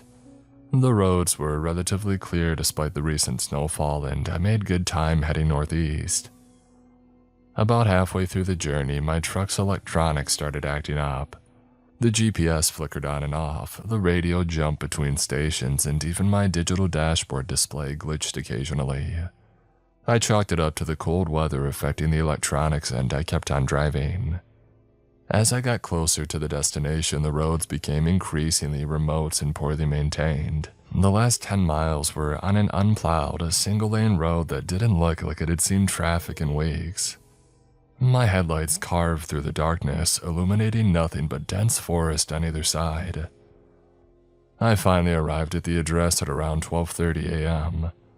The factory turned out to be an enormous concrete building that looked like it had dated back to the 1940s or earlier. No signs indicated what it had once been used for. There were no other vehicles in sight, no lights except for a single bulb above what appeared to be the loading dock, and no people, just this massive dark structure in the middle of a forest. I pulled up to the loading dock and called the contact number that I had been given. A man answered on the first ring, as if he had been waiting by the phone. "You've arrived," he said. Not a question, but a statement. "Yes, I have a delivery of medical equipment," I replied. "Leave the container at the dock. Somebody will unload it." "I need a signature for delivery confirmation," I said, following protocol. A long pause. "Wait in your vehicle. Somebody will come out." I sat in my truck for nearly 15 minutes. The temperature had dropped to well below zero, and an unnatural silence hung in the air. No wind, no animals, nothing. Just dead silence in the biting cold. Finally, the door to the loading dock opened. 3 men emerged, all wearing what looked like hazmat suits without the helmets. They moved with practiced efficiency, barely acknowledging me as they began to work on opening the container. One of them approached my window. Up close, I could see his face was gaunt, with dark circles under bloodshot eyes. "A delivery confirmation," I said, holding out the digital pad that we used for signatures. He signed it quickly. "You saw nothing here tonight," he said, handing the pad back. "But what is this place?" I asked, curiosity getting the better of me. He stared at me for a moment. "Research facility, government contract. That's all you need to know." I nodded, but as I was putting the pad away, I glanced toward the container. The other 2 men had opened it, and I caught a glimpse of what was inside before they moved to block my view. It wasn't medical equipment. The container was filled with what looked like large, cylindrical tanks, each about the size of a person arranged in rows. They were frosted over, clearly keeping whatever was inside very cold, and there were cables, dozens of them, connecting each tank to what appeared to be a monitoring equipment. The man at my window noticed me looking. "Leave now, forget what you've seen." Something in his tone made it clear this wasn't a suggestion. I put my truck in gear and started to pull away. As I did, I caught one final glimpse in my side mirror. They were unloading one of the tanks, and condensation was pouring off of it like fog. For just a second, I thought I saw something moving inside, pressing up against the glass. I drove away as fast as was safe on that icy road. About a mile from the facility, my GPS suddenly came back online and all my electronics returned to normal. I made it back to my home that night. Since then, I haven't had any other assignments to that location, and honestly, I'm okay with that. Now everybody's heard of the Moonville Tunnel down in Vinton County. It's an old railroad tunnel with all the ghost stories attached to it. But there's another tunnel, less well known, that sits abandoned along an old mining railroad track in eastern Ohio. No tourist websites mention it, no ghost hunters visit it. It doesn't even have a name that I've ever heard. It's just there, forgotten by almost everyone. I wouldn't have known about it either if my GPS hadn't sent me on a detour down a country road that passed near it about 6 years ago. I was hauling a load from Cleveland to Marietta, and there had been a bad accident on the highway that shut down all southbound lanes. The GPS recalculated and sent me on what it promised was the fastest alternative route. The route quickly deteriorated from a paved county road to a gravel path barely wide enough for my rig. I was about to turn around when my GPS insisted that I was only 3 miles from a main road that would take me back to the highway. Deciding that going forward was better than backing up on the narrow road, I pressed on. And that's when I saw it. A stone archway emerging from the hillside, almost completely overgrown with vegetation. I would have missed it entirely if not for the setting sun hitting it at just the right angle. It was clearly man-made, an old railroad tunnel from the looks of it. I would have just driven past and forgotten about it, but my truck chose that moment to sputter out and die. The engine cut out completely without warning. I tried to restart it, but nothing happened. No response at all, like somebody had disconnected the battery. It was getting dark out, and I had no cell phone service out here. I decided to try walking to find a signal, thinking that I would head toward where the main road was supposed to be. I grabbed my flashlight, locked my truck, and I started walking. Something drew me toward the tunnel first. Professional curiosity, I told myself. I had never seen an abandoned tunnel up close before. As I approached, I could see that it was in bad shape. The stone archway was crumbling and part of the tunnel appeared to have collapsed about 20 feet in.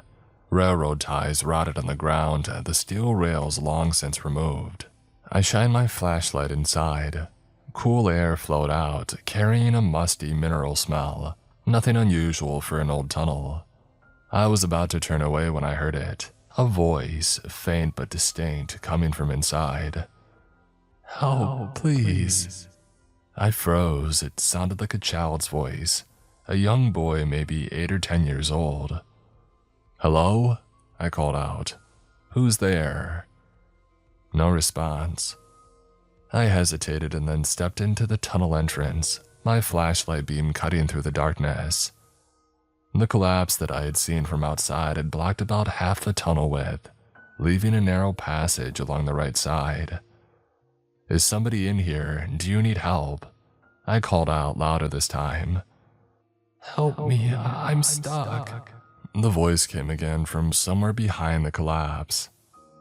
Every instinct told me to go back to my truck and wait for another vehicle to pass by. This was how horror movies started. But if there really was a kid trapped in there... I squeezed past the collapsed section, careful not to disturb any loose rocks. Beyond it, the tunnel continued for maybe another 100 feet before ending in a solid wall of fallen stone and dirt. A complete cave-in. "Where are you at?" I called out, scanning the walls and floor with my flashlight. No sign of anyone. "I'm here, behind the wall." The voice was clearer now, definitely coming from beyond the cave-in. "They left me here." "Who left you? How long have you been in there?" I asked, approaching the wall of debris cautiously. "They left me after the collapse. They couldn't reach me." A chill ran through me that had nothing to do with the cool air. This didn't feel right. I knew that I should leave. Whatever was happening here, it wasn't a child in immediate danger, but something kept me rooted to the spot. Curiosity, compassion, or maybe just the strange pull of the place. "I don't think that I can help you. This collapse is massive." "You can." The voice insisted, taking on an oddly persuasive tone that didn't sound childlike anymore. Just move a few rocks and make an opening. I can squeeze through a small space. I noticed something then that made my blood run cold. While the voice was talking about squeezing through, my flashlight beam caught movement in the wall of debris. The dirt between some of the rocks was shifting. It was bulging outward slightly as if something on the other side was pressing against it. "What are you?" I whispered. The voice changed, dropping any pretense of being a child. It became deeper with an unnatural resonance that seemed to vibrate through the stones themselves. "Somebody who has waited a very long time for company. Let me out. Let me ride with you, trucker. The things I could show you on the road at night." The bulging dirt moved again, more forcefully this time. Small stones shifted and fell away from the wall. Something dark began to seep through the spaces between the rocks, not water or mud, but something that seemed to absorb the light from my flashlight rather than reflect it. I turned and ran, squeezing back through the partial collapse and not stopping until I had made it back to my truck. To my shock, it started immediately when I turned the key, as if nothing had ever been wrong with it. As I pulled away, I glanced in my mirror. In the fading daylight, I could see a figure standing at the tunnel entrance, small, like a child from a distance, but its proportions were all wrong. Its too thin arms were too long. It raised one elongated hand as if waving goodbye. Most truck drivers in Ohio have had close calls with deer. They're everywhere, especially during rutting season when the bucks lose whatever sense of self-preservation they normally have. You get used to scanning the tree lines at dusk and dawn, watching for that telltale movement, the flash of eyes reflecting your headlights. What happened to me on Route 13 near Mansville was different though. It was early November, peak season for deer vehicle collisions. I was hauling a load of paper products up to a distribution center, making good time despite the intermittent fog that had settled in the low-lying areas. The road there cuts through some pretty dense forest with steep embankments on either side in places. Not much room to maneuver if something runs out in front of you. Around 5:30 in the morning, just before sunrise, the fog had thickened considerably. I slowed down to about 45 miles per hour, high beams cutting through the murky gray as best they could. And that's when I saw it. A massive buck standing right in the middle of my lane, maybe 50 yards ahead. I hit the brakes, not slamming them because that's asking for a jackknife, but firmly. The truck slowed and I laid on the horn, hoping to scare the animal out of the way. It didn't move. It just stood there, staring directly at my approaching truck. As I got closer, I could make out more details. It was the biggest whitetail buck that I had ever seen, maybe a 14-pointer with a rack spread wider than my shoulders. But something was wrong with it. Even through the fog, I could see its hide wasn't the healthy brown that you would expect. It was patchy with areas that looked almost bare, like flesh without skin. I was down to about 30 miles per hour now, still closing distance and still blaring my horn. Any normal deer would have bolted long ago. This one did finally move, but not to run away. It lowered its head, pointing that massive rack of antlers directly at my truck, and it pawed at the ground like it was going to charge. I swerved, taking my rig halfway onto the shoulder. A dangerous move, but better than hitting something that size. As the cab of my truck passed the deer, I got a clear look at it through my side window. What I saw doesn't make sense even now. The deer's face wasn't a deer's face, not entirely. Parts of it looked almost human. The eyes especially spaced wrong and the wrong color. A deep reddish brown that caught the light from my headlights and seemed to glow from within. And its mouth. Deer don't have lips that can pull back into what I can only describe as a grin. I kept driving, shaken but telling myself that I had just seen a diseased animal, maybe suffering from chronic wasting disease or some other condition that affected its appearance and behavior. And then I checked my side mirror and saw it running after my truck. Not alongside the road, as you might expect from a startled deer, but directly behind me in my lane, galloping at a speed that no deer should be capable of. I was back up to almost 50 miles per hour at this point, and it was keeping pace. I watched, horrified as it gained on me. In the red glow of my taillights, its appearance seemed to shift, sometimes looking like a normal deer and sometimes like something else entirely, its proportions all wrong. The antlers, massive to begin with, looked even larger now, almost like branches of a tree spreading out in impossible directions. I floored it, pushing my rig as fast as I dared on the foggy road. For about a minute the deer kept pace, staying right behind my trailer. But then the road curved and I lost sight of it momentarily. When the road straightened out again, it was gone. I spent the rest of that drive white-knuckling the steering wheel, obsessively checking my mirrors every few seconds. I made it to the distribution center just as the sun was coming up, and I've never been so glad to see a loading dock in my life. I didn't tell anybody what I had seen. Who would believe me? A deer with a human face chasing a semi at highway speeds. I would sound insane. But I kept my eyes open for news reports or maybe somebody else that had seen it. Or maybe that there had been an accident involving a strange animal. Nothing. But over the next few months I heard stories from other truckers, all in the same general area, all involving a deer that didn't look right or acted strange. One driver described a buck that stood on its hind legs as his truck passed by. Another swore that he saw one with too many legs and moving through the forest like a spider. Local hunters tell stories too if you get them talking after a few beers. They talk about deer they've tracked that left human-like footprints, about finding bucks with antlers so twisted that it isn't right, about hearing whispers from the tree line when field dressing their kills. In the years that have followed, I've heard from locals that they call that stretch of road Wendigo Road now. They say it's best not to drive it alone.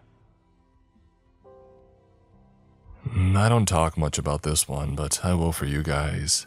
Some things you just try to put behind you, file them away in that part of your brain labeled "don't open." But since I'm telling these stories, I might as well include the one that still wakes me up in a cold sweat some nights. 7 years ago, I was hauling a load of construction materials from Columbus to a site in Jackson, a smaller town in the southeastern part of the state. It was early March and we had had a weird weather pattern. Warm enough to melt the snow during the day and cold enough to freeze everything solid at night. Perfect conditions for black ice. I was ahead of schedule due to arrive at around 3 a.m. The road into Jackson winds through hills with a series of sharp curves and a bridge crossing over a deep ravine about 5 miles before you make it to town. As I approached that section, I slowed down to about 40 miles per hour, knowing the conditions might be treacherous. It was a clear night, a quarter moon providing just enough light to see the outlines of the hills against the sky. The bridge appeared around a bend, an old steel truss structure that had probably been there since the 1930s. As my headlights hit it, I saw something that made my chest tighten. A car on the bridge, sideways, its headlights pointing toward the guardrail. I immediately hit the brakes, pumping them to avoid locking up. My trailer started to fishtail slightly on the slick surface, but I managed to keep it under control. I was still about 100 yards from the bridge, slowing down rapidly. And that's when I saw the other headlights. Another car approaching the bridge from the opposite direction. I remember thinking, they're not going to see that stalled car in time. I laid on my horn, flashed my lights, anything to warn the approaching driver, but it was too late. The oncoming car hit a patch of ice just before the bridge, skidded and slammed into the stalled vehicle at full speed. The impact sent both cars crashing through the guardrail. I managed to bring my rig to a stop about 50 feet from the bridge. I grabbed my flashlight and phone and ran toward the scene, already dialing 911. But as I reached the bridge, I realized with horror that the guardrail was intact. There were no cars, no sign of an accident at all. I stood there confused and shaken. Had I imagined the whole thing? Was I more tired than I thought? The 911 operator answered and I hesitated before telling her I thought that I had seen an accident but might have been mistaken. She took my information and said that she would send a deputy to check it out anyway. I waited on the bridge for about 20 minutes until a sheriff's deputy arrived. He got out of his cruiser, flashlight in hand. "You reported an accident?" he asked, scanning the bridge with his light. I thought I saw 2 cars crash through the guardrail," I said, feeling foolish now.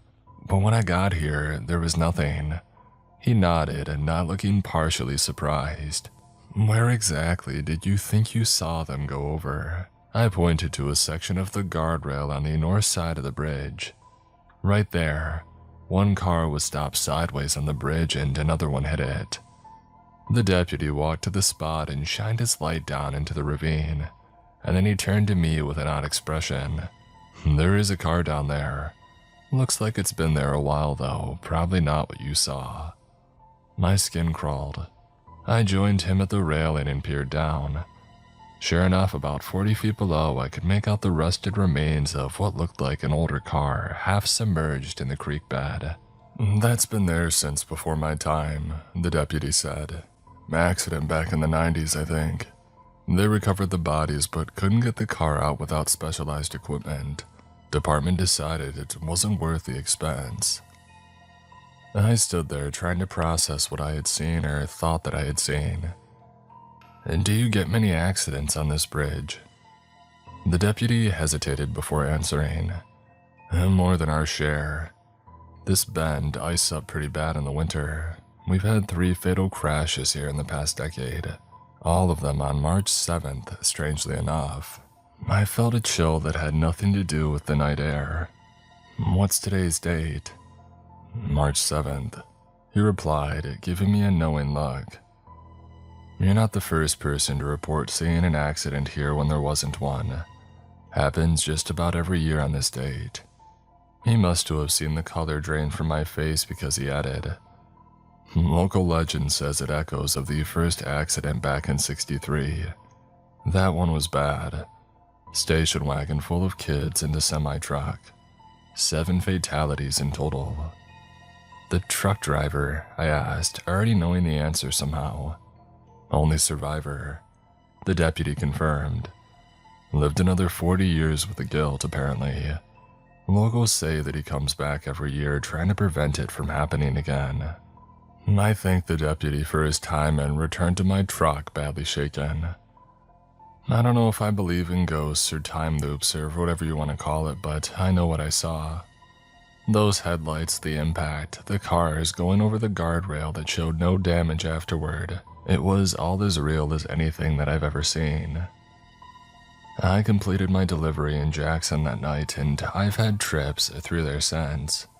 I always take a different road now, adding an hour to my drive if need be.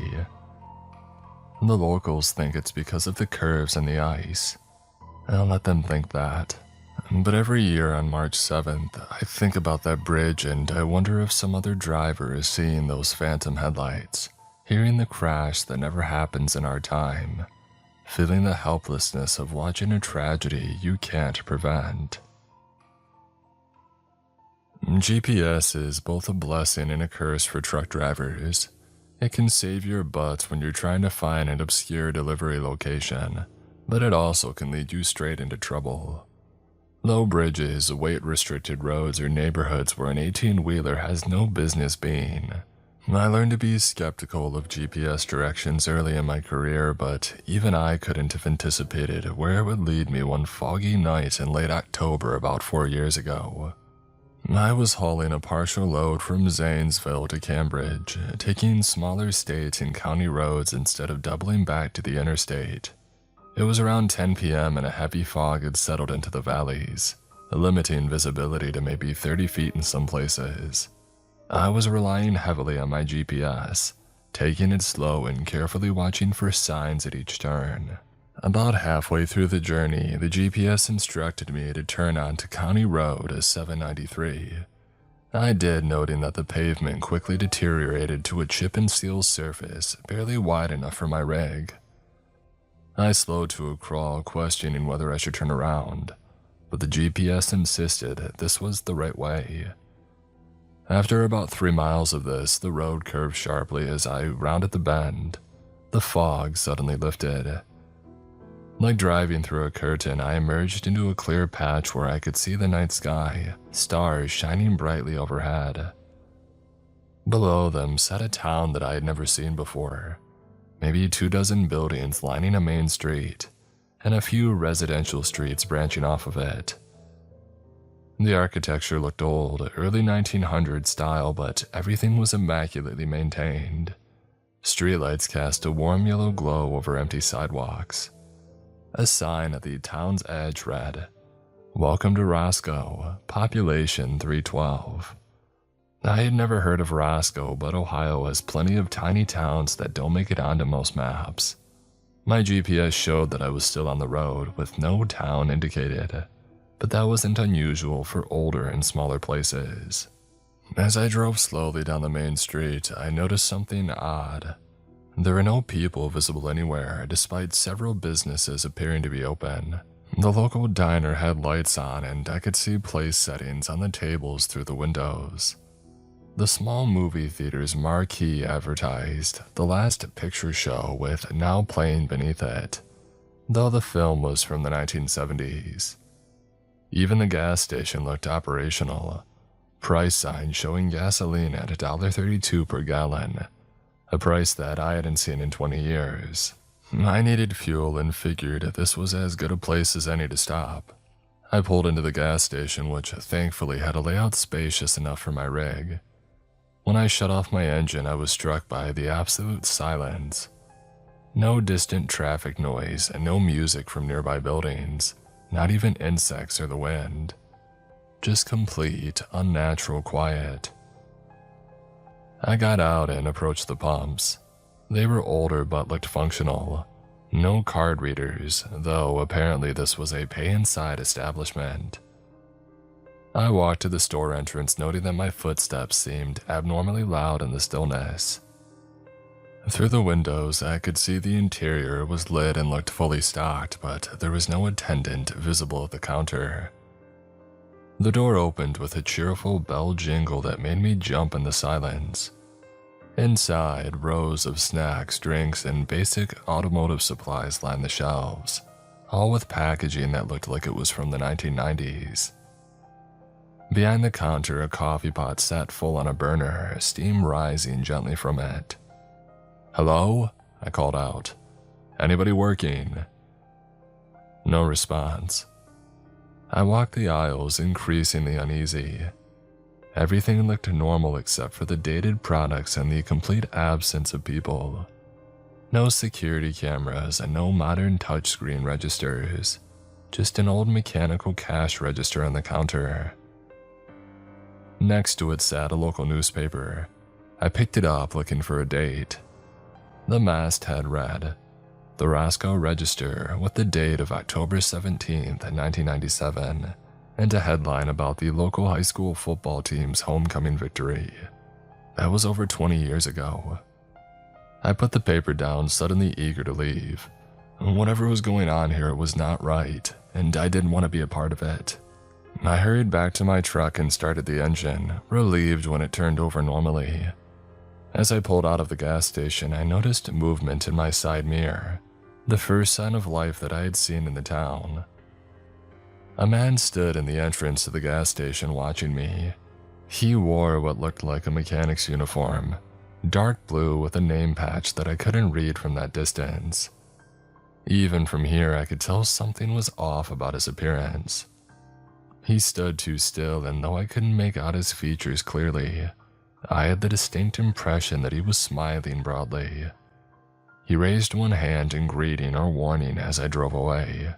I accelerated down the main street, passing the diner and the theater again. This time I thought that I saw faces in the windows, just glimpses of pale ovals tracking my progress. My skin crawled as I pushed the speed well beyond what was safe for the road. At the town's edge where I had seen the welcome sign earlier, the fog still hung like a wall. I plunged into it, blind for several seconds, until my headlights again showed nothing but the poorly maintained country road ahead. I drove another 10 miles before my heartbeat returned to normal. When I reached a major intersection with highway signs that I recognized, I pulled over and checked my GPS and map apps. According to them, I had just traveled along Road 793, which ran uninterrupted between the two larger towns. No town named Roscoe. When I made it to my destination, I asked several locals about Roscoe. Most had never heard of it. One elderly man at the delivery site, however, gave me a strange look when I mentioned the name. Roscoe's been gone for decades. Whole town was condemned and evacuated after the chemical spill from the plant nearby. They were supposed to demolish it, but funding fell through. Last I heard, it's just a bunch of abandoned buildings slowly falling apart. How did you hear about it? I muffled something about seeing an old road sign, and I changed the subject. Later, I researched Roscoe online. There was indeed a small town by that name that had been evacuated in '97 after a chemical accident contaminated the groundwater. The few photos I found showed dilapidated and overgrown buildings, nothing like the pristine town that I had seen. According to the official records, the evacuation was completed on October 17th, 1997, the same date on the newspaper that I had seen. I don't know why I've been compiling these stories. Maybe it's therapeutic, a way to convince myself that I'm not crazy. Maybe it's just a warning to other drivers. Or maybe it's because some things need to be recorded and remembered, even if no one ever believes them. I've been on leave from driving for the past 3 months. The company calls it a stress leave, but both my dispatcher and I know that it's more than that. I have a handful of other stories that I might share with you in the future, but for now, I just want to get my mind off of things. Take my time not being on the road, just to relax and try to recuperate. Thank you all for listening. Stay safe out there.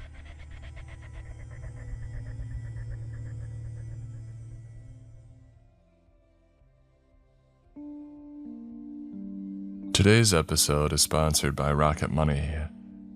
Alright, quick question. Have you ever checked your bank statement and realized that you're still paying for something that you completely forgot about?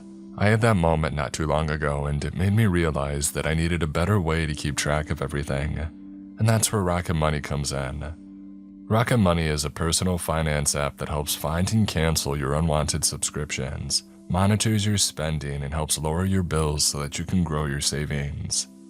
What I like about it is how everything shows up in one place. You can see your subscriptions, your spending, and all your accounts together in one simple dashboard. It also automatically categorizes your transactions so you can actually see where your money is going each month. For me, it's been really helpful just getting that clear picture and setting simple budgets so I know that I'm staying on track. And if you spot a subscription that you don't want anymore, Rocket Money can help you cancel it right in the app with just a few taps, which saves a ton of time. Let Rocket Money help you reach your financial goals faster. Join at rocketmoney.com/Mr. Creeps. That's rocketmoney.com/Mr. Creeps. rocketmoney.com/Mr. Creeps.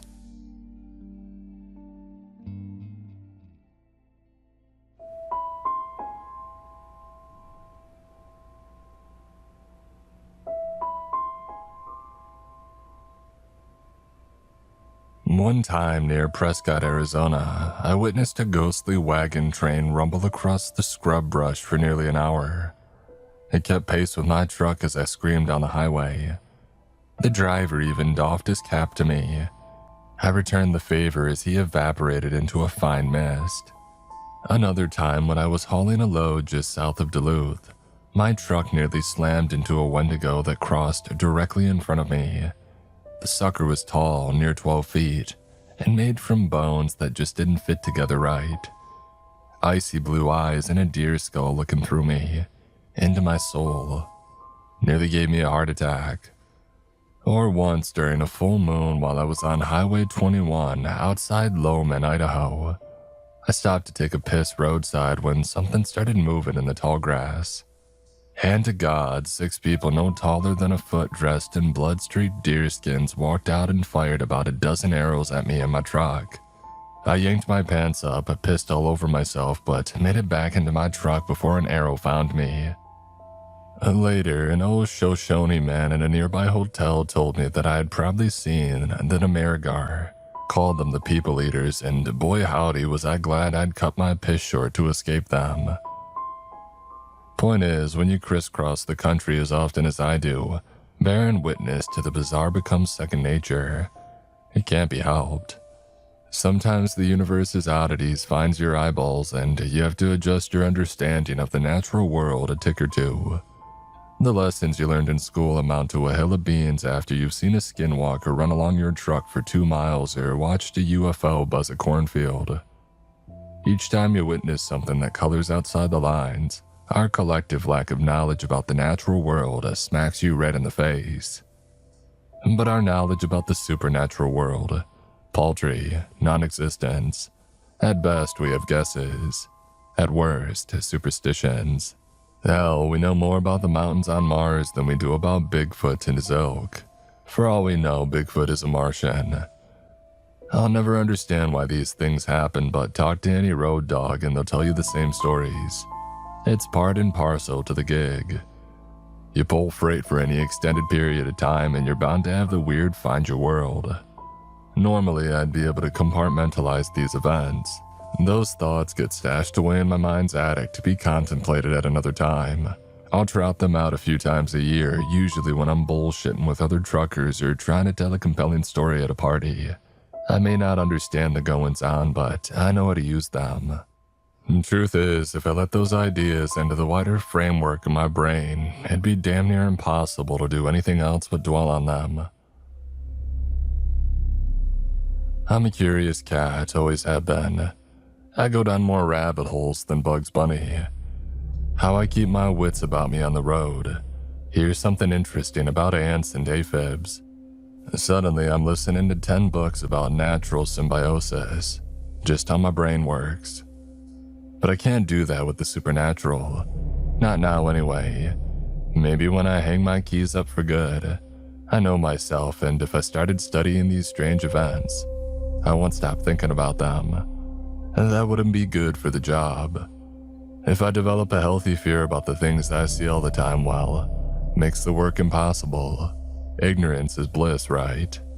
If I sat and really thought about these encounters and what they mean in the grand scheme of things, I would die in that chair. So, while I understand that occult-like things exist in the world, I ain't high enough on the seniority ladder to understand their purpose. And they exist because we exist is the best that I've got.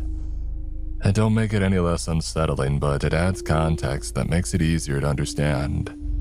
Easier to ignore. If seeing a moth is as likely as seeing a Mothman, you can go on with the rest of your day without a care. Well, maybe not if it's the Mothman visiting you. In that case, I'd avoid all bridges just to be safe. It's a long way of saying that I don't spook easily. Takes something wild to make my heebies meet my jeebies. But they met recently and it's kept me up most nights. The dread sticks to me like a bad nickname. Most nights I'll nurse a lukewarm coffee and I'll let my mind wander. Try to see if I can stumble into the reason I went through what I did. I've gone as far as throwing I Ching coins, reading tea leaves, praying to any sort of deities. Pretty much anything you could think of to help divine any understanding of what happened. How these events not only changed the world, but my understanding of our place in it. Let me set the table for ya. I was hauling a bric-a-brac from Atlanta to Vegas and had a tight turnaround schedule. From Vegas, I'd head back east to Chicago and on to the next stop.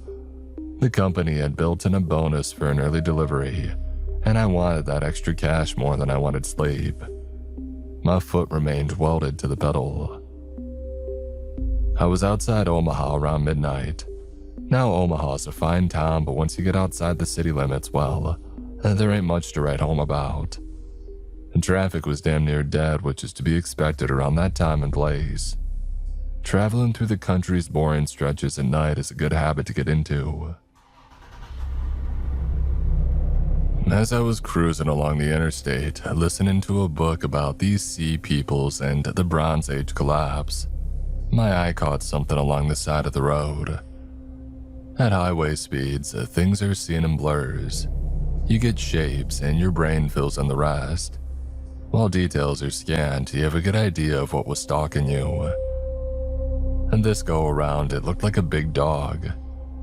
I didn't have time to dwell on it because it darted in front of my truck the second I saw it. I didn't swerve, you can't really. Swerving at those speeds with that weight, and you're halfway to jackknifing in the middle of nowhere. I winced and waited for the telltale thump of an animal getting caught under the wheels. It never came. My mirrors didn't show a twitching body on the road. Whatever had taken a chance at dashing out in front of the truck had won the lottery and somehow missed every single one of my tires. I whistled in admiration, tipped my cap to the little fella, and kept on driving. Without realizing it, I had given my gas pedal a bit of a rest, and my speed had dipped down. Nearly crushing an innocent animal will do that to a person. The reduced speed allowed me to get a better view of the things outside my cab, including the person waving me down on the side of the road. I don't normally stop for hitchhikers, some truckers do. I've known solid dudes who are motivated by good deeds and will help in any way they can. I've also heard tales of less savory characters who stop for other, darker reasons. As a profession, long-haul trucking can be a refuge for shady people. It's a hard image to shake in the minds of regular folks. The person hailing me was a young woman in distress, dressed in a dark jacket and pants, not a smart outfit for nighttime hitchhiking, with a yellow knit hat on her mop of black curly hair. She probably wasn't a hitchhiker, but someone in a bad way. As I approached, the more frantic her waving and jumping became, my foot automatically shifted to the brake. I came to the stuttering halt about 10 feet in front of her. Her silhouette was tall in the truck's headlights. She jumped for joy and ran over to my door. I rolled down the window and nodded at the surrounding nothingness. "Oh, thank you for stopping. So many cars have passed me by." "What's going on?" "I was in a crash about 2 miles ahead. Ended up in a ditch and I can't get out. My phone is dead and I can't call a tow truck." You need a lift and a charge." "That'd be amazing. Don't feel super safe standing on the side of the highway in the middle of the night."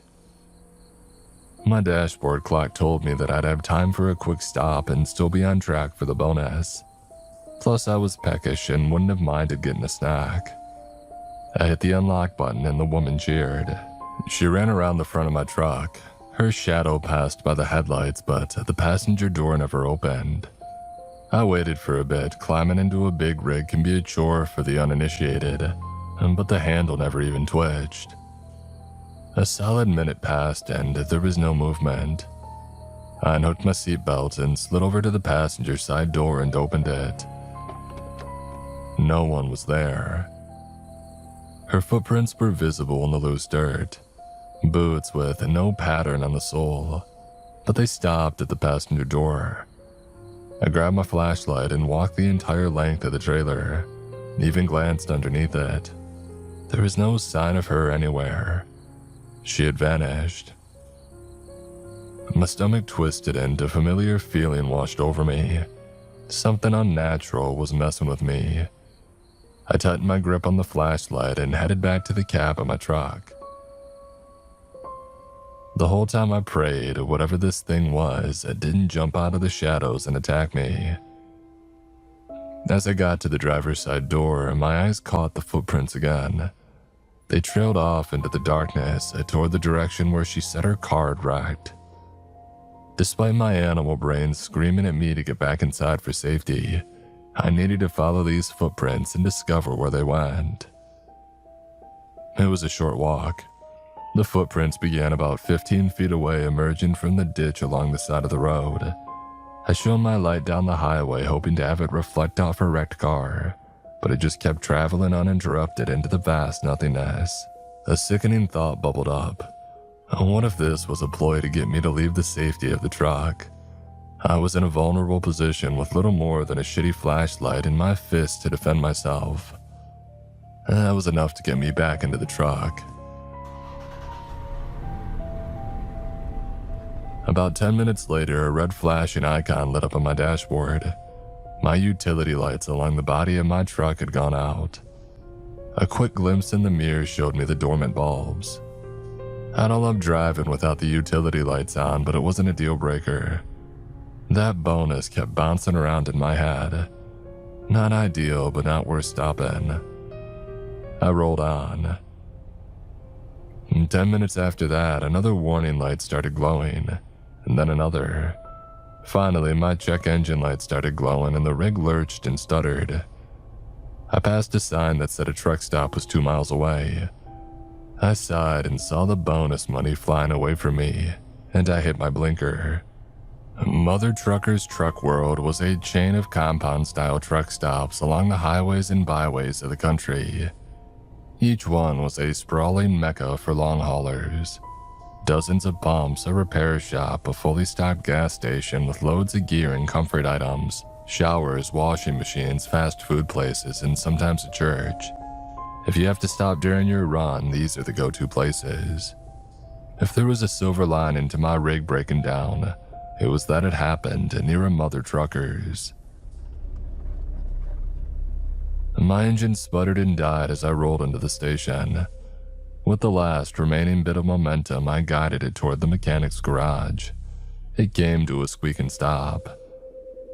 After calling the company and telling them what had happened and how late I'd be, hopped out of the cab to head inside to talk to the mechanic.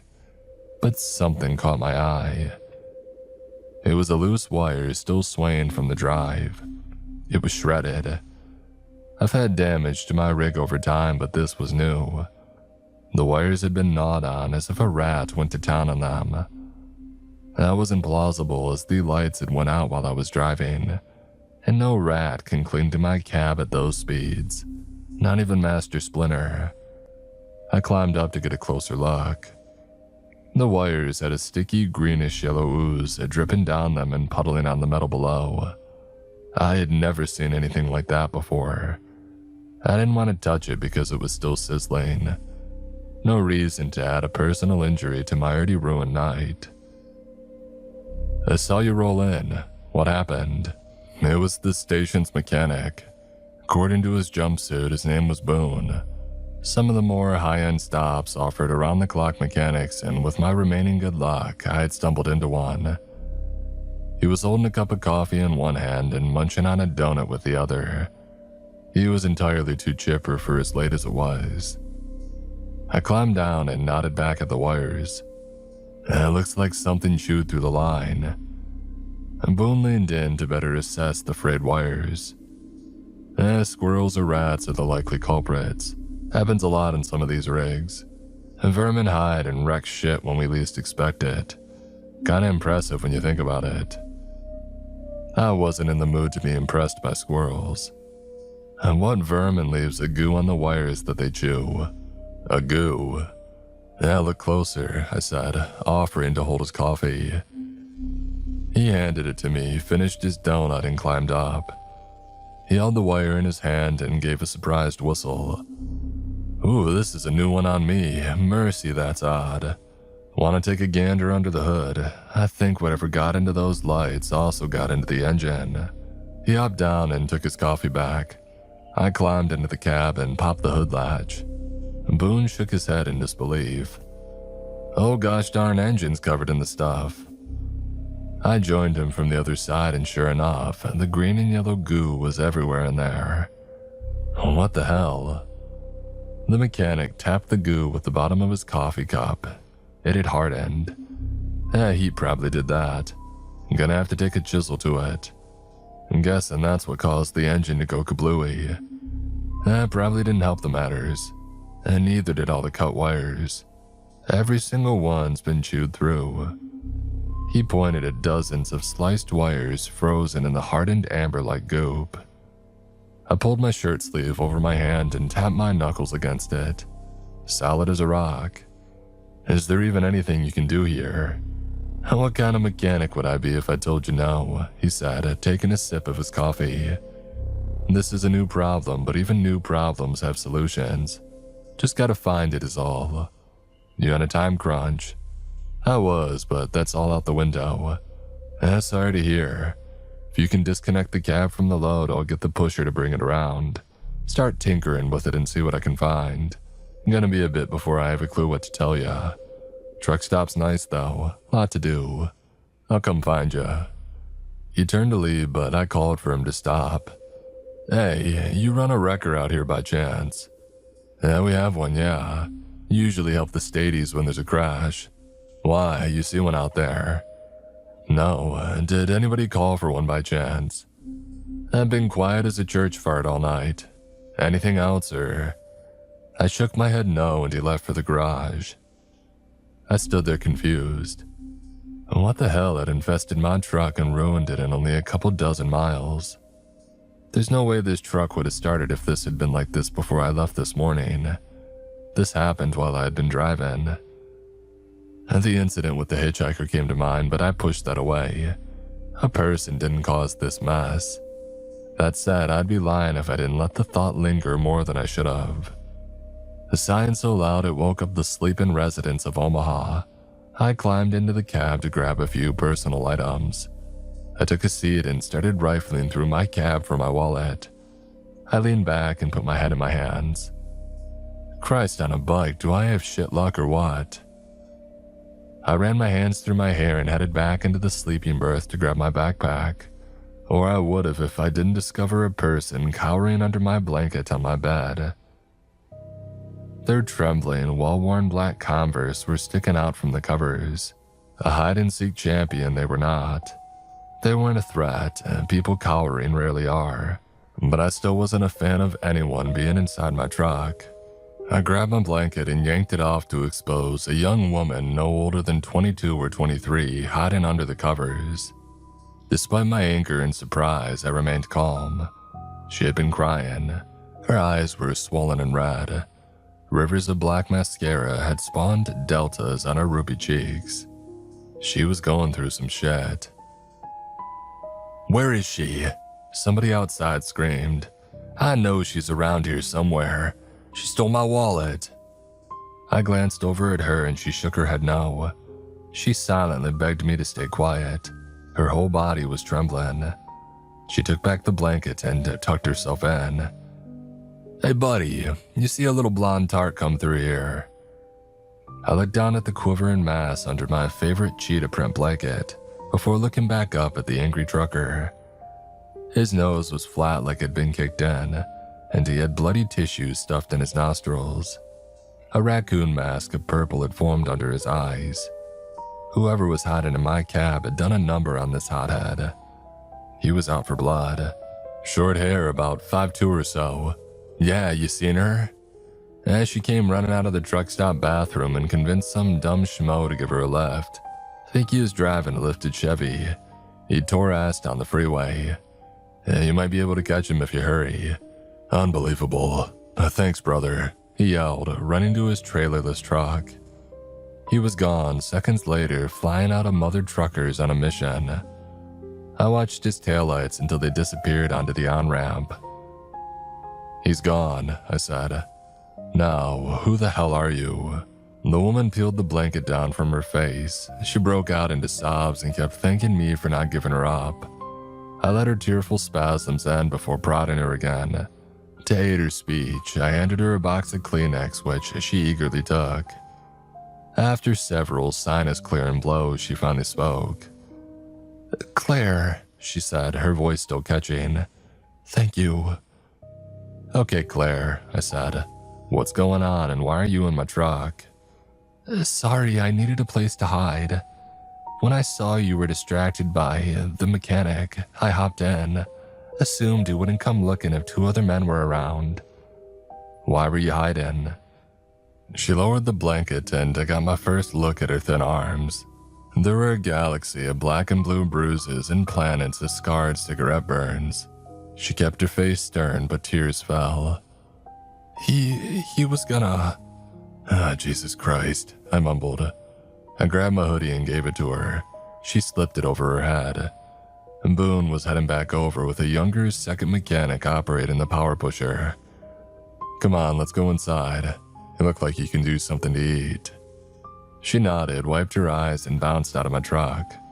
She was shorter than me by about a foot and weighed about as much as a fly fart, but I wouldn't say she was delicate. Resilient was more apt. She had been through some shit and was still moving. I admired that. The mechanic came up to me and I told him the keys were in the cab.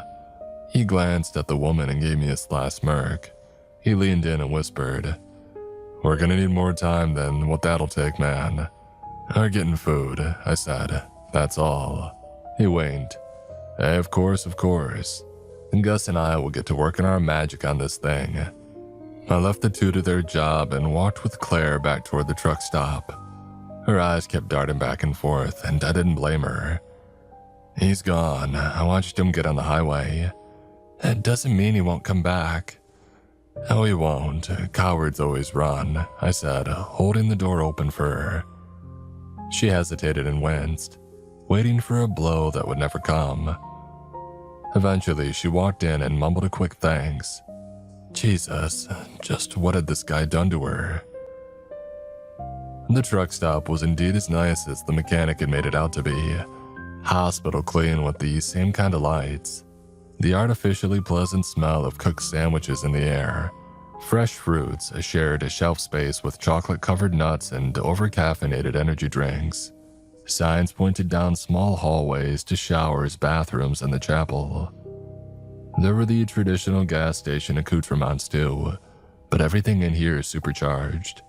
If you ever needed a dialed-up walking stick or a DVD copy of Rudy, Mother Truckers had you covered. A breezeway led to a fully staffed subway. The entire staff was playing on their phones, bored with even the concept of work. Can't say I blame them. "Hungry?" I said, nodding at the subway. Something small," she said, grabbing a muffin. "Maybe a coffee too." Grab whatever, it's on me." She eyed me. "You sure?" I nodded. She grabbed another muffin. After paying, we took a seat at a booth near the windows at the front of the subway, and none of the employees even moved. I had my back against one wall and kept my eyes on the door. I didn't think the guy would come back, but I've been wrong before. If he did, he'd be furious with Claire and pissed at me. His type always wanted to throw hands. I didn't, but I wasn't above it. My fury might only be of the righteous kind, but fury is fury regardless. And Claire ate her first muffin in 2 bites. It's clear that she was starving. "Hey, if you want something else to eat," I started. She waved me off. No, it's fine. Just been a little bit since I last ate." "Who was that guy?" I asked, my voice low. "A friend of yours, or..." "A friend," she said, turning to spit on the ground. "If I had had a gun, he'd have several new holes in his body." She took a sip of her coffee, savored it, and then swallowed it down. "He took me, outside Amarillo." "Took you?" "Yeah, knocked me out, dragged me to his truck, and locked me in a dog cage that he kept in there." "The hell?" "Yeah, he's a psycho. Sweet one minute, and then he put his cigarette out of my arm the next. He would have killed me." She said, her eyes welling up. "Told me he was gonna do it yesterday. Said it wasn't his first time. I believed him." "Why didn't you call the cops?" I asked, regretting it as I did. She laughed. "Are you serious? As soon as they found out what I do for a living, their investigative drive ends. They ain't calling all cars to find a kidnapped hooker. Half of them think I deserve whatever happens to me, and the other half want a free turn." She took another sip of coffee, her hand shaking. "Hey, I'm sorry," I said, turning away. "A way of the world," she said, tears forming in her eyes again. She wiped them away and forced a smile. You saved my life, bought me these muffins, and I don't even know your name. It's Bird Dog, I said. She laughed. I blushed, but after all this girl had been through, laughing at a weird nickname was fine by me.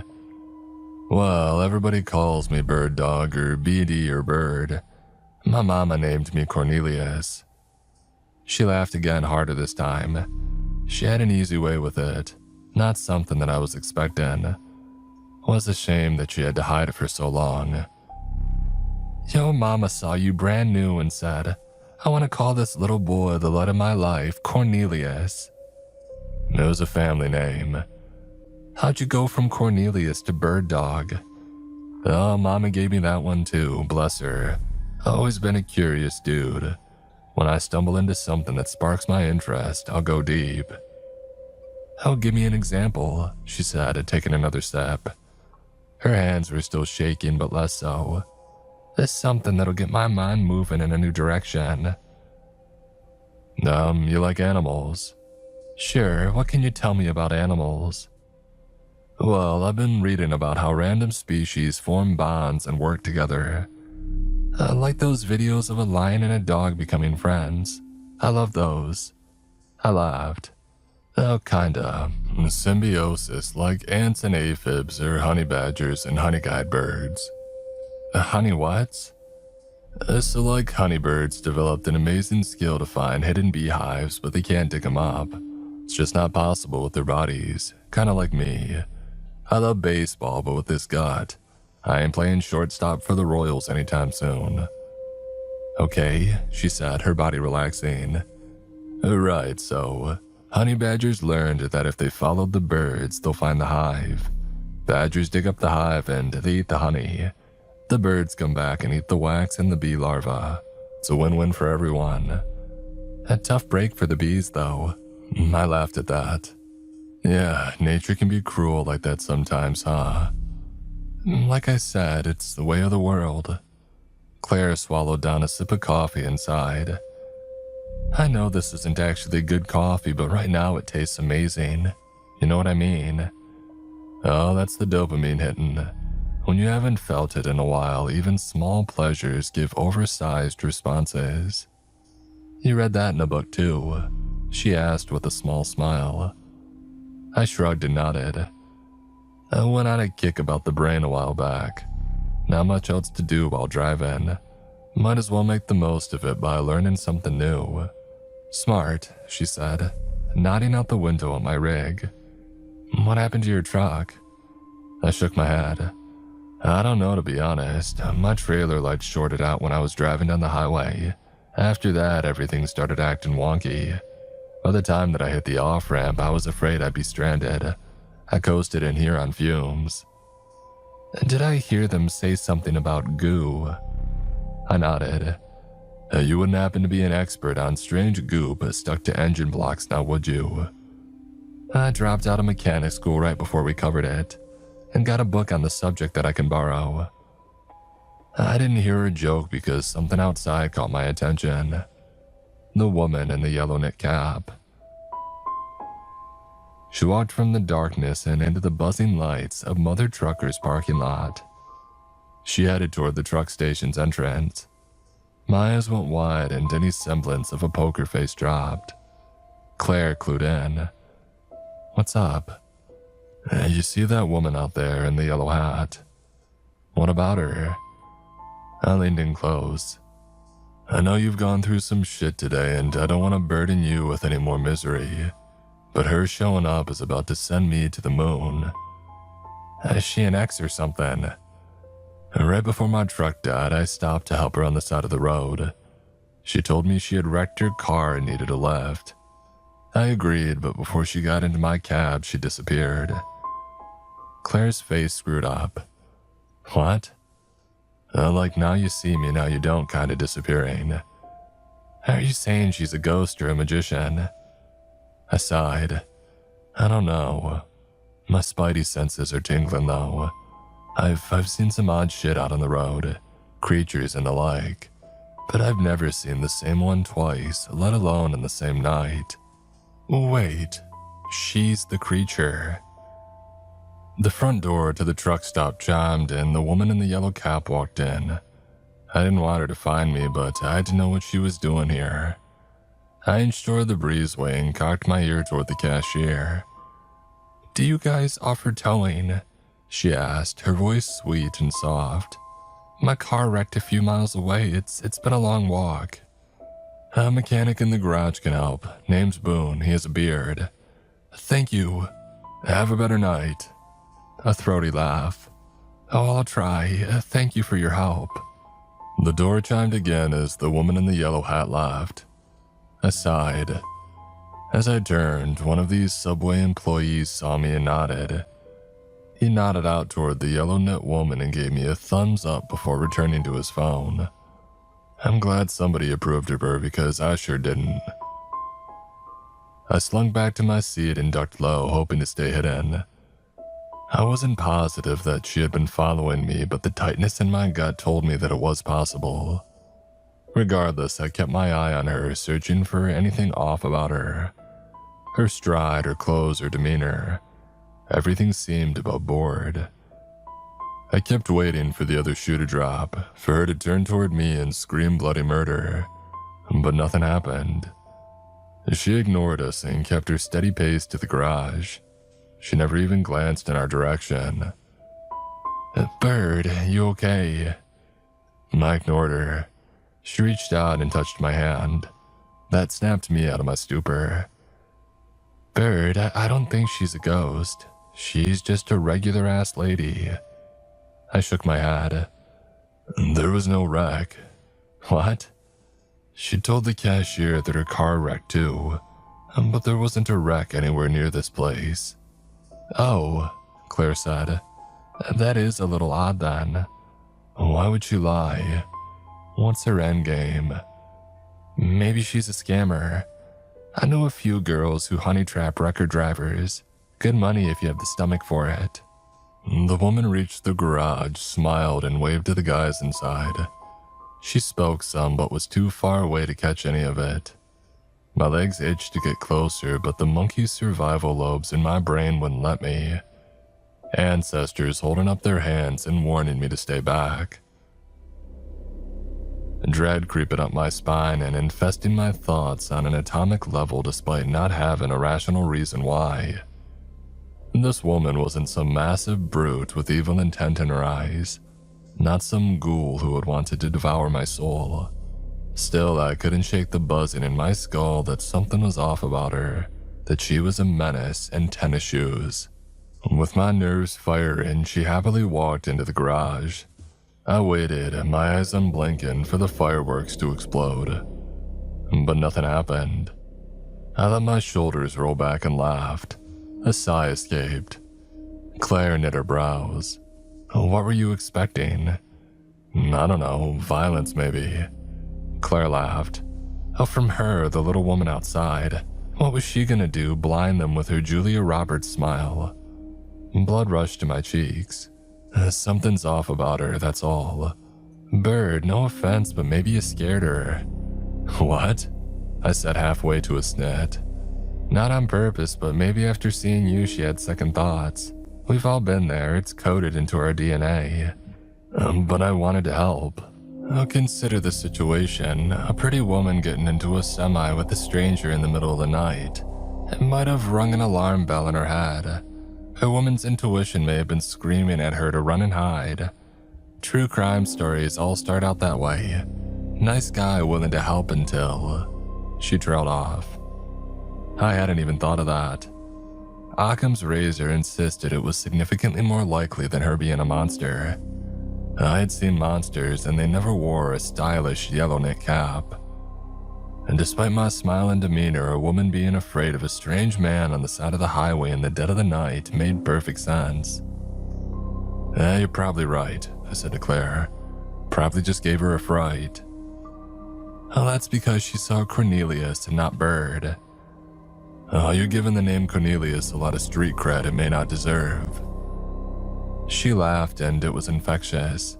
I started chuckling too. For a fleeting moment, normalcy returned to the truck stop. A wonderful and welcome calm. A funny thing about calm, though, is that it often precedes a storm. The spotlight, a bright white light, hit the gas pumps as a truck cab came crashing into the parking lot. Came to a screeching halt and the driver's side door whipped open. Claire gasped. The man had returned. He'd actually come back. "Holy shit," she mouthed, tipping back on her chair. "Holy shit." "Where is she?" he screamed. His eyes were wild and he was holding a crowbar in his hand and had every desire to use it. Scanning the subway windows, he spotted Claire and me sitting together. He grinned and pointed the crowbar at us. "Oh, you're both gonna get it now." He took a step toward us but hesitated as a loud electric pop boomed from the garage. A burst of light that temporarily turned night into day. The power inside the garage and half the subway winked out. "Who done messed up the power now?" joked the subway employee. The rest of his coworkers gave him a chorus of uneasy laughter. The joke ended when someone in the garage screamed a string of curse words. Words so vile you would assume the speaker was trying to raise a demon. A second later, the younger mechanic came stumbling out of the garage, holding the side of his neck and screaming that something bit him. His hand slipped and an arc of arterial spray leapt from the wound and coated the subway's windows. The lethargic crew snapped into panic, screaming and running into the back of the store. The younger mechanic collapsed to his knees, the flow of blood lessening to a trickle. His eyes rolled back into his head and he fell face first onto the pavement. He was dead before gravity had finished the fall. We both shot up, Claire instinctively sliding behind my body. Her hand grabbed my shirt and squeezed it tight. Fat drops of blood rolled down the window, carving crimson rivers on the glass. "What the hell?" she shrieked behind me. The angry trucker's resolve faltered and he loosened his grip on the crowbar. It clattered against the ground. The noise woke the man from his stupor and he took a cautious first step back toward his truck. His revenge against Claire was put on hold. Boone came running out of the garage. He was screaming in pain, and if there were words mixed in, it was impossible to find them. He took about 3 steps out of the garage before something blurry sprinted out and kicked him square in the back. Boone went flying, his head snapping back so violently that it was impossible for his spine not to have snapped.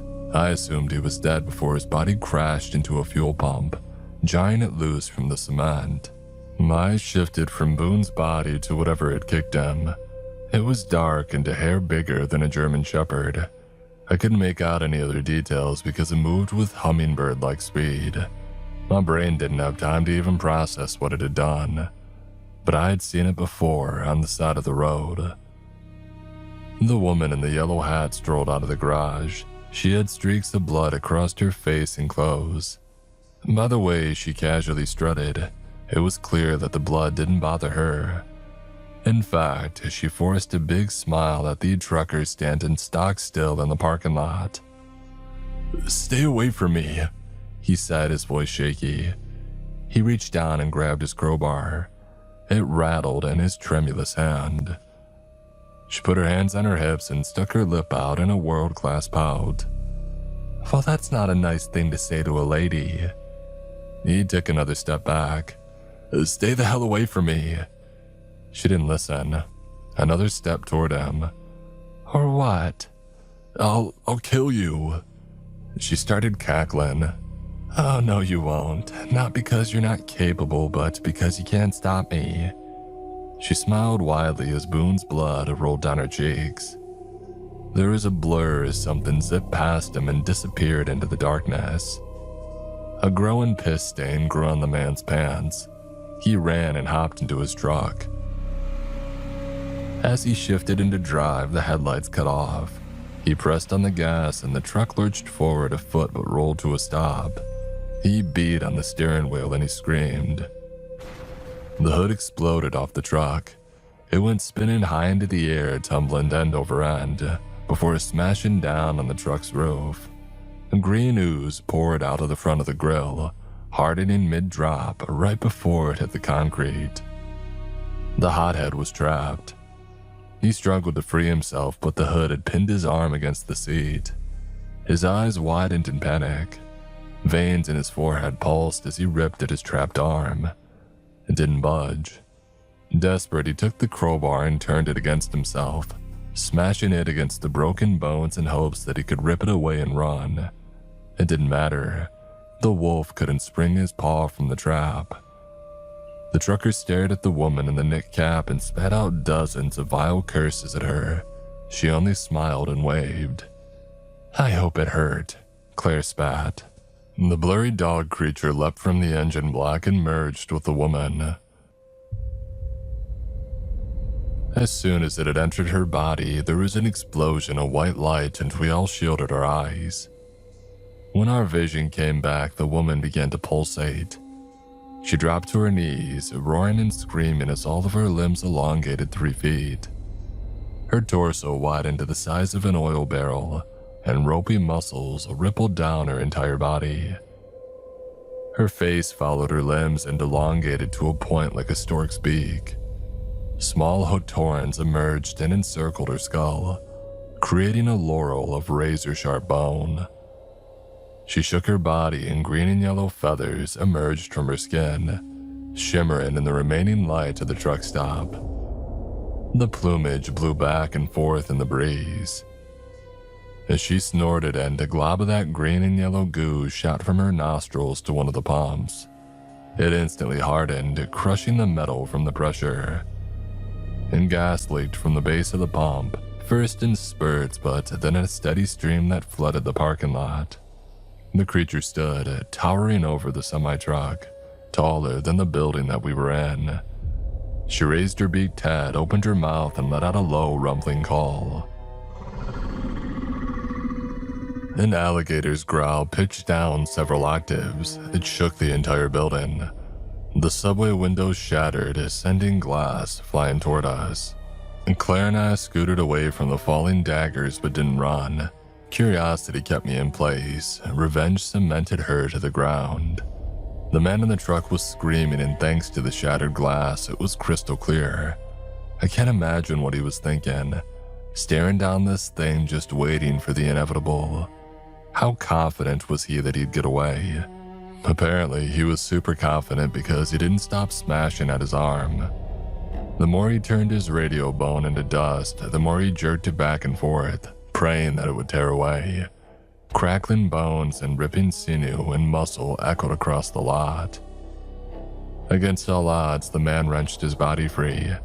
Half his arm remained pinned to the seat. Blood sprayed from his stump, but he didn't dwell on the wound. He stumbled out of his truck, but his fear caused him to misstep, and he fell face first onto the ground. When he pushed himself up with his one hand, his nose flatter and pouring blood, the woman placed her arms on either side of him and lowered her beak. She croaked out another howl, blowing the man's stringy hair all over. His scream stopped when she drove her beak into his eye socket. With the squelch of a plucked eyeball as our background noise, I uttered, "Oh, what the hell are we gonna do?" It was meant to stay in my brain, but the pure fear in my blood forced the sentiment out of my mouth. From somewhere high above the gas station, another low, rumbling call echoed in the night. The woman raised her beak, snapping off the trucker's head, and called back to their skyward pal. A gust of wind sent debris flying as another one of these monsters dropped right in front of the subway glass. The young mechanic's dead body was between its long legs. The creature nudged the corpse with its beak. When it was satisfied the mechanic was dead, it drove its beak into the body, ripping open his stomach and greedily devoured the innards. "Oh, we should move," I whispered, gently tugging on Claire's arm. We moved deeper into the truck stop and away from the broken windows. Claire moved softly and quietly, avoiding the shards of broken glass as if they were lava. I do not have a dancer's grace, and with my attention on these monster birds chomping on the bodies of the dead, I wasn't paying as close attention to where I was stepping. The snap and crunch of glass under my boot was as loud as the Chernobyl explosion. Both creatures turned to us, their eyes large and yellow and squinted. The pupils shrank in the remaining light from the subway. I froze. Maybe they couldn't spot us. We stilled our breath. Only the gentle spraying of leaking gas and the short growls from a curious monster were audible. The newest arrival took a step toward the broken window. Its long arm reached into the truck stop and dropped a mere foot from us. The long appendage ended in a 9-inch grappling hook-like claw. It tapped, and the claw hit against the tile, attempting to flush out any prey. We leaned back as far as our balance would allow. Claire was gripping my shirt and started twisting it as her nerves went into overdrive.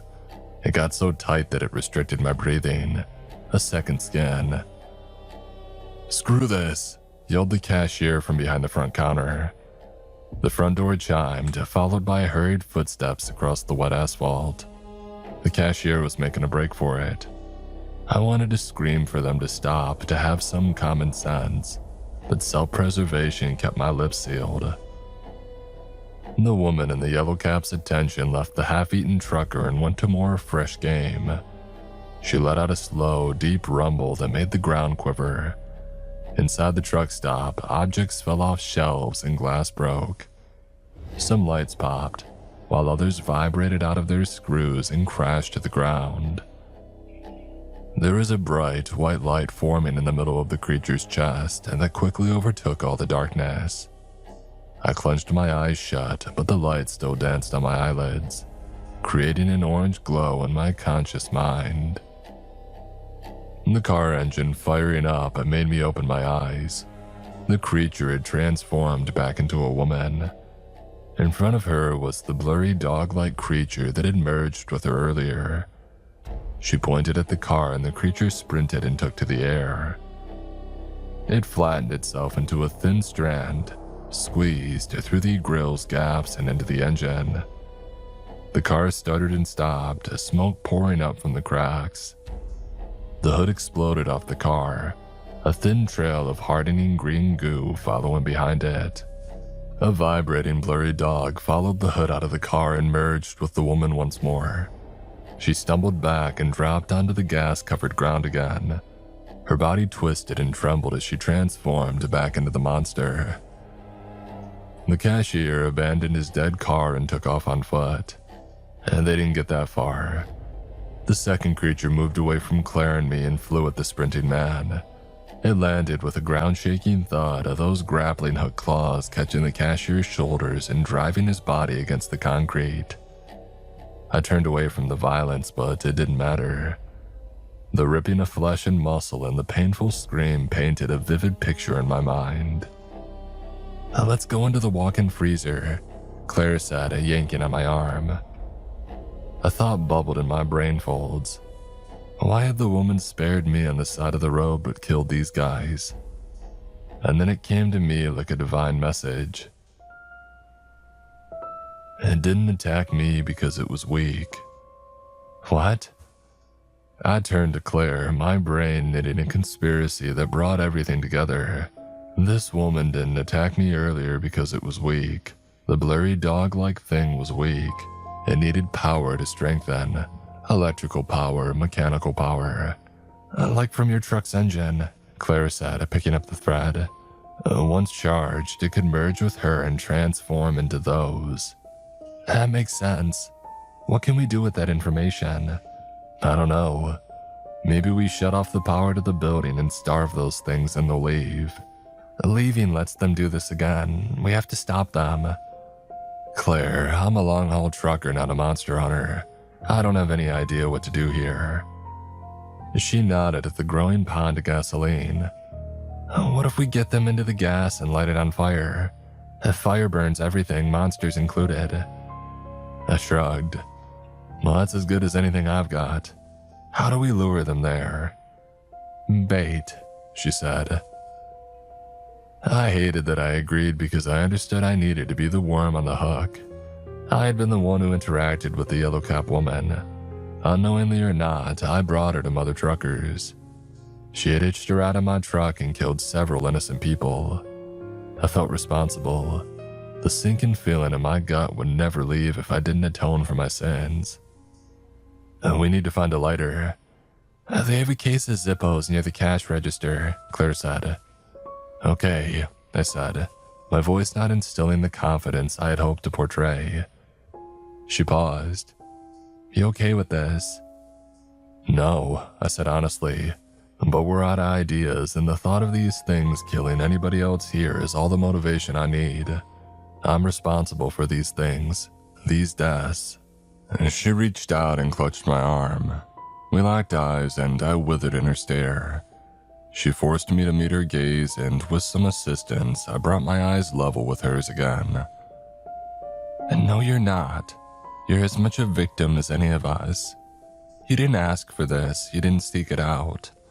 Bad things happen when you least expect them, she said. If anyone can speak on that confidently, I think it's me. Claire had somehow channeled Vince Lombardi and it was exactly what I needed to hear. I grabbed at any remaining resolve that I had hidden within my soul and I went to grab a Zippo. As I rounded the corner, somebody called out to me from behind the subway counter. A terrified employee poked their head up, their eyes wild with fright. What the hell's going on out there? Monsters, I said. God damn, you serious? And 2 of them. They killed 4 people. I knew I should have taken that job at Cold Stone. The extra drive would have been worth it. How many people are with you? 4. Is that everyone who was in there? Except for David, the cashier at the front. He's well, I said, trailing off. The point landed without the guidance of my words. Damn, the employee said. What are you doing? I think I know how to stop them. Crap, you kill all these things and I'll give you cold cut combos for life, bro. Are you sure there wasn't anybody else in the store? No, but probably not. This time is usually dead, he said, instantly regretting his words. I mean slow. Okay, whatever you do, stay in the freezer. Don't gotta tell me twice. Best of luck, bro, the employee said before crab walking away to spread the word. I snuck through the breezeway and into the truck stop proper. From where I was standing, I had a clear view of the creatures outside. And they were chewing on body parts. The wet slap of intestines flopping against the ground turned my stomach. I swallowed down my disgust and tiptoed toward the Zippo case. My fingers found one with the skull emblazoned on the front. That felt appropriate. Either we'd end with them or they'd end us. Death comes for us all but rarely gives us a heads up. Today, death was skywriting the message for everyone to read. I hustled back and handed the lighter to Claire. I'll sneak out the back of the building and walk around. As soon as both of them are in the gas, throw the lighter in and run for the walk-in freezer for cover. This place is going up like a firecracker. What are you gonna do? Run for my life and pray that nothing lands on me. I turned to leave, but her arm found mine. You're a brave man, bird dog. The word you're looking for is dumb, I said with a smile. No, it's not, she said, her voice shaky.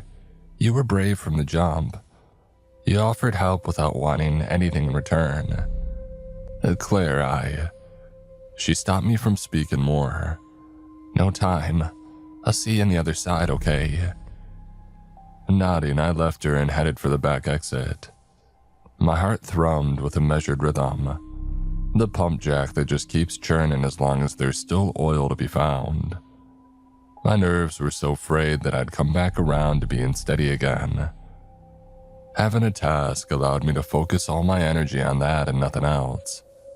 I'd always been great at compartmentalization, but this was the ultimate test. The final boss of my brain's ability to focus. If I survived this, I'd be able to watch 10 skinwalkers Royal Rumble on the side of the road and not have it bother me one whit. The air was chilly outside. The temperature had dropped a good 10 degrees since I'd first arrived, and the goosebump brigade marched down my body. I stayed close along the wall, not wanting to venture out an inch beyond where I needed to be. I couldn't let them find me before I was in position. It was deathly quiet, and the only noises that found my ears were the wind blowing through the surrounding fields and the occasional bone-rattling call from these creatures. I glanced out at the field directly behind the truck stop. The silvery moonlight fell on nothing but flat grassland. The urge to run gripped me, and I had to physically stop myself. People were depending on me. I may not make it, but I'd rather go down swinging than live knowing that I left others to die when I could have helped them. I rounded the corner of the garage and a wall of gasoline fumes surrounded me. In small doses, the smell was tolerable, but when a lake's worth of gas hits your olfactory system, Lord help you. My eyes watered and the vapor burned my throat. I tried putting my shirt over my face like a mask, but it didn't help me. I slid my body to the edge of the wall. The cinder block was cold against my back. Peeking around the corner, I saw the creatures gobbling up the remains of their last victims. The surrounding concrete was slick and stained with crimson. The pang of guilt rang throughout my body, but I did my best to ignore it. Finish the job now, be sad later. That mantra worked for everything from breakups to firings. Why couldn't it work for monster hunting too? Peeling off the wall, I used the husk of my dead truck as cover to spy on these things. And they were lumbering beasts, moving slowly, bellies full of truck stop patrons. They lowed to one another, having a conversation in guttural growls. I glanced over at the subway window. Claire was nervously turning the lighter over in her hand. Sighing, I readied myself to come around the corner when there was a burst of bright white light that illuminated the landscape.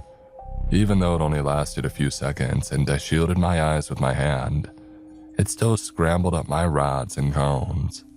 When the darkness rushed back, I was temporarily blinded. I rubbed my eyes as if I were trying to erase a mistake. When I opened them, my vision was filled with floaters bouncing around. I shut them again and counted to 10. Hoping to chase away the ghosts. It didn't work. The floaters were visible in my mind's eye too. There's more. I can smell them, the woman in the yellow cap said with a cheerful lilt. Me too, said a deeper male voice. I opened my eyes, the floaters finally fading, and I peeked around my truck. An Adonis had joined the woman in the cab. Dressed in an outfit that wouldn't have been out of place in the Brady Bunch. He was a man out of time, a fossil reconstituted into living flesh. How long have these things been feasting in our world? Should I call the others to feed? She asked, and the man didn't respond. He stopped and scanned the building. His eyes were on the lookout for something or someone specific. Not wanting to be found, I pulled myself back behind the truck. From the corner of my eye, 2 gray blurs sprinted past and ran for the illuminated gas price sign. They may have moved on 4 legs like a dog, but they weren't a living thing. More like a focused beam of crackling energy. They snapped and popped as they zipped past. The edges of their bodies were fuzzy, like the great artist in the sky had tried to blend them into the surrounding air. They moved as if they were displacing the atoms in front of them, and not a physical part of this world. They leapt up to the top of the sign and flattened against it. As they did, the bulbs dimmed and burst, their gray skin taking on a more greenish glow. They slid down the sign, sapping the power as they did and leaving a trail of that concrete like goo in their wake. Once they hit the ground, they took off in opposite directions, encircling the entire truck stop. I ducked into the garage, careful not to draw any unwanted attention to myself. Initially, I wasn't sure what they were doing. If they wanted more food, there was still plenty of obvious electricity to dine on. I glanced at some of the hardened goo in my engine block, and the tumblers clicked. They weren't looking for food anymore. They were looking for us. They were the honeybirds to the yellow cap woman and Adonis's honey badger. And that made us the bees. Without these things inside them, they couldn't transform into the body-crunching monsters that had been terrorizing us. In their quest for the next hive to uncover, they were vulnerable. This was my moment. I swallowed, shook my head, and sprinted out of the garage. Hey, I was wondering if you two could. Hey, I know you. You gave me a lift to the gas station, the yellow-cap woman said with a wide, friendly smile. In a matter of speaking anyway, you'd be surprised how easy it is to hide on one of those trucks. What are you? You wouldn't believe me if I told you, she said. No one ever does. They were on the opposite shore of the gas pond and hadn't ventured out any further. If our plan was going to work, I'd need to draw them closer. And to do that, I was going to have to get into the gas as well. And so I did. Try me. I'm a curious guy and well, this is the weirdest thing that I've ever seen in my life. Well, if I tell you, we'll have to kill you, she said in a sing-songy way. Kinda the rules. Can't let the secret break containment into the wider world. Another step closer. The gas seeping into my shoes and socks now. It was cold against my skin. I blocked it out. I assume you're gonna kill me. I can't run and my truck's toast. And I saw what you did to that poor cashier when they tried to flee. That was a dumb thing for him to do, huh? My friend here hadn't eaten one of you in so long, and then here comes fast food sprinting onto his plate, she said with a smile. Though fast may not be the right word. Did you even break a sweat, dear? No, the man said, eyeing me. He took a step closer, leaving the concrete beach and dipping his toes into the gas. And I'm still hungry. It's been a while since he's been here, and you can tell by his clothes. Your species' plumage moves so quickly, so much easier on other planets. We'll need to update them after if we want to blend in, she said, following the man into the pond. I would say we'd take yours, but I don't think they'd fit. You're a bit more healthy than my friend here. Ignoring the barb, I shuffled back again, drawing them deeper. Despite the cool night air gently blowing, sweat beaded on my forehead. I was waiting, dreading, for the moment that their fuzzy scouts returned. That's when things would get real. You aren't from Earth, she laughed. We've always had access to Earth and many, many other hunting grounds. Another step into the gas. You're hunters. Oh, if that helps you, sure, she said. Another step and she was fully inside the gas puddle now. It's not much of a hunt with your kind, the man said, joining the woman in the deeper part of the puddle. Simple creatures with the survival instincts of a gnat. Oh, he's not wrong, she said, continuing their march toward me. I mean, half of you just offered yourselves up. If I didn't know any better, I would swear you wanted to die. From behind them, their fuzzy companions returned. The woman and the man felt their presence and smiled. Looks like your time just expired. If you want to make it sporting, why don't you start running now? I took a step back, 1 foot out of the gas, and I contemplated running. I glanced at the subway window and found Claire flicking the Zippo open. The sparking wheel brought forth a bright orange flame. Our salvation. I smiled. You know how humans became the head of the food chain in our planet? Enlighten me, the woman said, taking another step. Our ancestors did 2 things really well. The first was to be curious about the world around them. Sure, some of them died, but lessons were learned and passed on to the next generation. And then the second, the man asked, joining the woman in the middle of the pond. The second, we took stupid risks. She smiled. On that, we can agree. The fuzzy creatures leapt into the bodies of the man and woman. They fell on all fours as their human bodies began to twist and transform. I locked eyes with Claire and screamed, "Now!" She hurled the lighter and it spun end over end. The flame flickered in the breeze, but it never went out. It landed at the edge of the pond and skidded into the gas puddle. Instantly, the flame ignited the pond, sending a massive orange and blue wave of fire racing over every inch of the gas. I ran out, but not before I witnessed our triumph. The monsters ignited. Their screams were instant, painful, and loud. Their bellowing shattered any remaining glass. They thrashed on the ground, their long limbs smashing into the building and snapping their delicate bones. And the heat melted nearby goo. It reeked as it softened and bubbled on the ground. Even the vomit-inducing smell of roasting bodies was an improvement over the putrid stench of the rapidly liquefying goo. With the wave coming at me, I took off in a full sprint out into the wilderness, but I wasn't fast enough. My gas-soaked shoes and socks burst into flames. The burn rippled through my feet and up my legs. My nostrils filled with the smell of burning leather and charred skin. It blistered and cracked.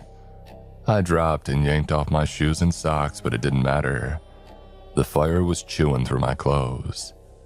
I violently rolled back and forth on the ground, trying to smother any remaining flames in my body. I was still rolling in the grass when the pumps exploded. They went hurtling through the air like a hillbilly rocket. And gravity, being undefeated on Earth, sent the heavy pumps back down onto the squirming and burning monsters. The squish was satisfying.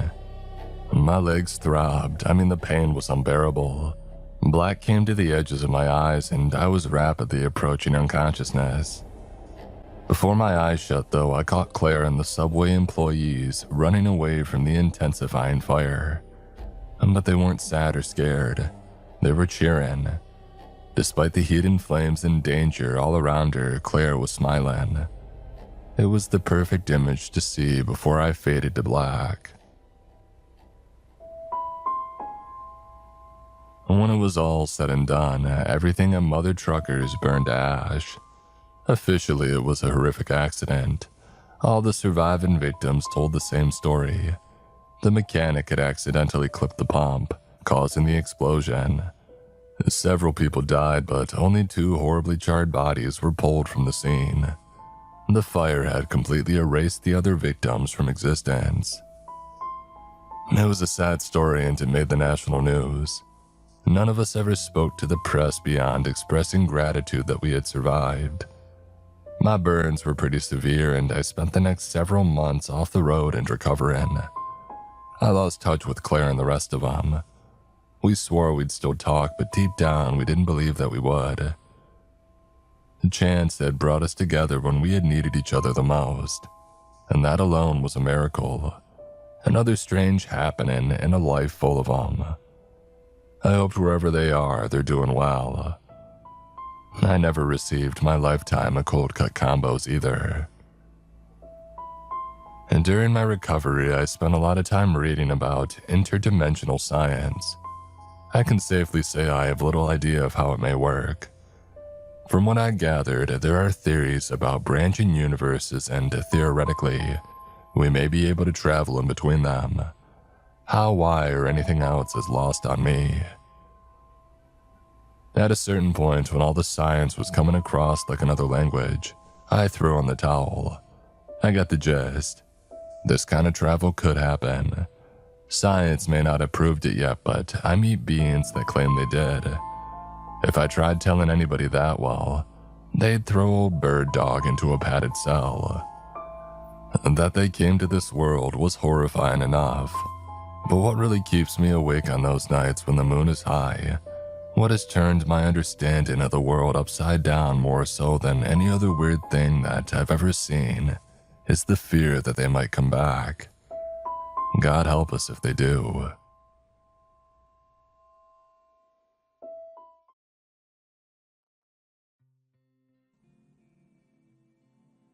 Being a trucker means constant travel. Constant travel means constant change, and constant change means constant danger. This was something that I had to accept when I took the job all those years ago. But back then, I thought that nothing would ever happen to me. There was no chance of me running into danger. I was completely invincible behind the wheel of my rig. But boy, was I wrong. I had crossed the state border a while ago and my eyes were starting to get heavy. I hadn't seen anybody else on the roads for miles and I was getting bored of listening to chat show after chat show. Suddenly, the truck started slowing down. I put my foot down harder on the pedal, but it had no effect. I shook myself wide awake and sat up. My truck rolled a few more meters and then came to a halt. I just sat there for a minute confused, before I unclipped my belt and climbed out. I quickly came to the realization that I had run out of fuel. I was pretty pissed at myself for not paying more attention and thinking about it. I did hear the warning bleep some time ago. I was about to call my boss when I heard a voice from behind me. I span around real fast, holding my phone as if it were a weapon. The man slowly approaching me looked to be in his early 40s with graying hair and a mustache. He seemed to be chewing a lump of tobacco and walking with a slight limp. "Looks like you've run out of gas," he croaked, still approaching me. I shrugged and told him that I'd be fine and started to walk back towards the truck. "I got a place not so far from here where I could get you some fuel." I didn't believe him. Too many things didn't add up. Why was he out here at this location at this time, just as I broke down? I said that I already had some in the back and didn't need any help, and I got in and locked the doors. I just wanted this man to go away. I saw him walk off into the tree line and disappear.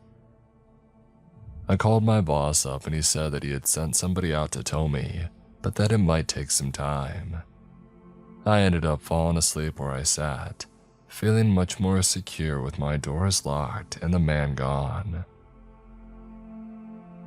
I woke up sometime later and realized that I was moving. I was confused at first, but then remembered that somebody had been sent to tow the truck. I wondered why they didn't wake me up, but maybe they tried. I am a deep sleeper and the doors were locked. I noticed that it was still dark outside and tried to work out where we were on the map. I couldn't see any signs along the side of the road and I had no clue where I was. I opened the window and shouted out to the tower, "Hey, where are we going?" Why hadn't he just taken me to the garage? After a while, we appeared to be on a very rural road, almost like we were driving through a forest. In the distance, there was a large barn that we seemed to be heading towards. I couldn't get the attention of the tower, so I called my boss to see what was going on. He sounded extremely puzzled and said that the tower wasn't due to arrive at my location for another hour. I was losing it and shouted at my boss, "Well then who the heck is towing me?" My boss called the police and told me to try and get out of the vehicle. I didn't need telling twice. I swung open the door and jumped out. I was winded and I lay there for a moment. The tow truck then stopped and the tower must have heard the sound of the door opening. I got up immediately and ran. I had no clue where I was and just chose a random direction. Looking over my shoulder, I saw him and immediately recognized the face. It was the man from earlier. He spat a mound of tobacco out of his mouth and jumped out of the truck. I ran faster and faster, but then I heard the noise of a gunshot ring out. I hit the floor and crawled behind the nearest tree, terrified.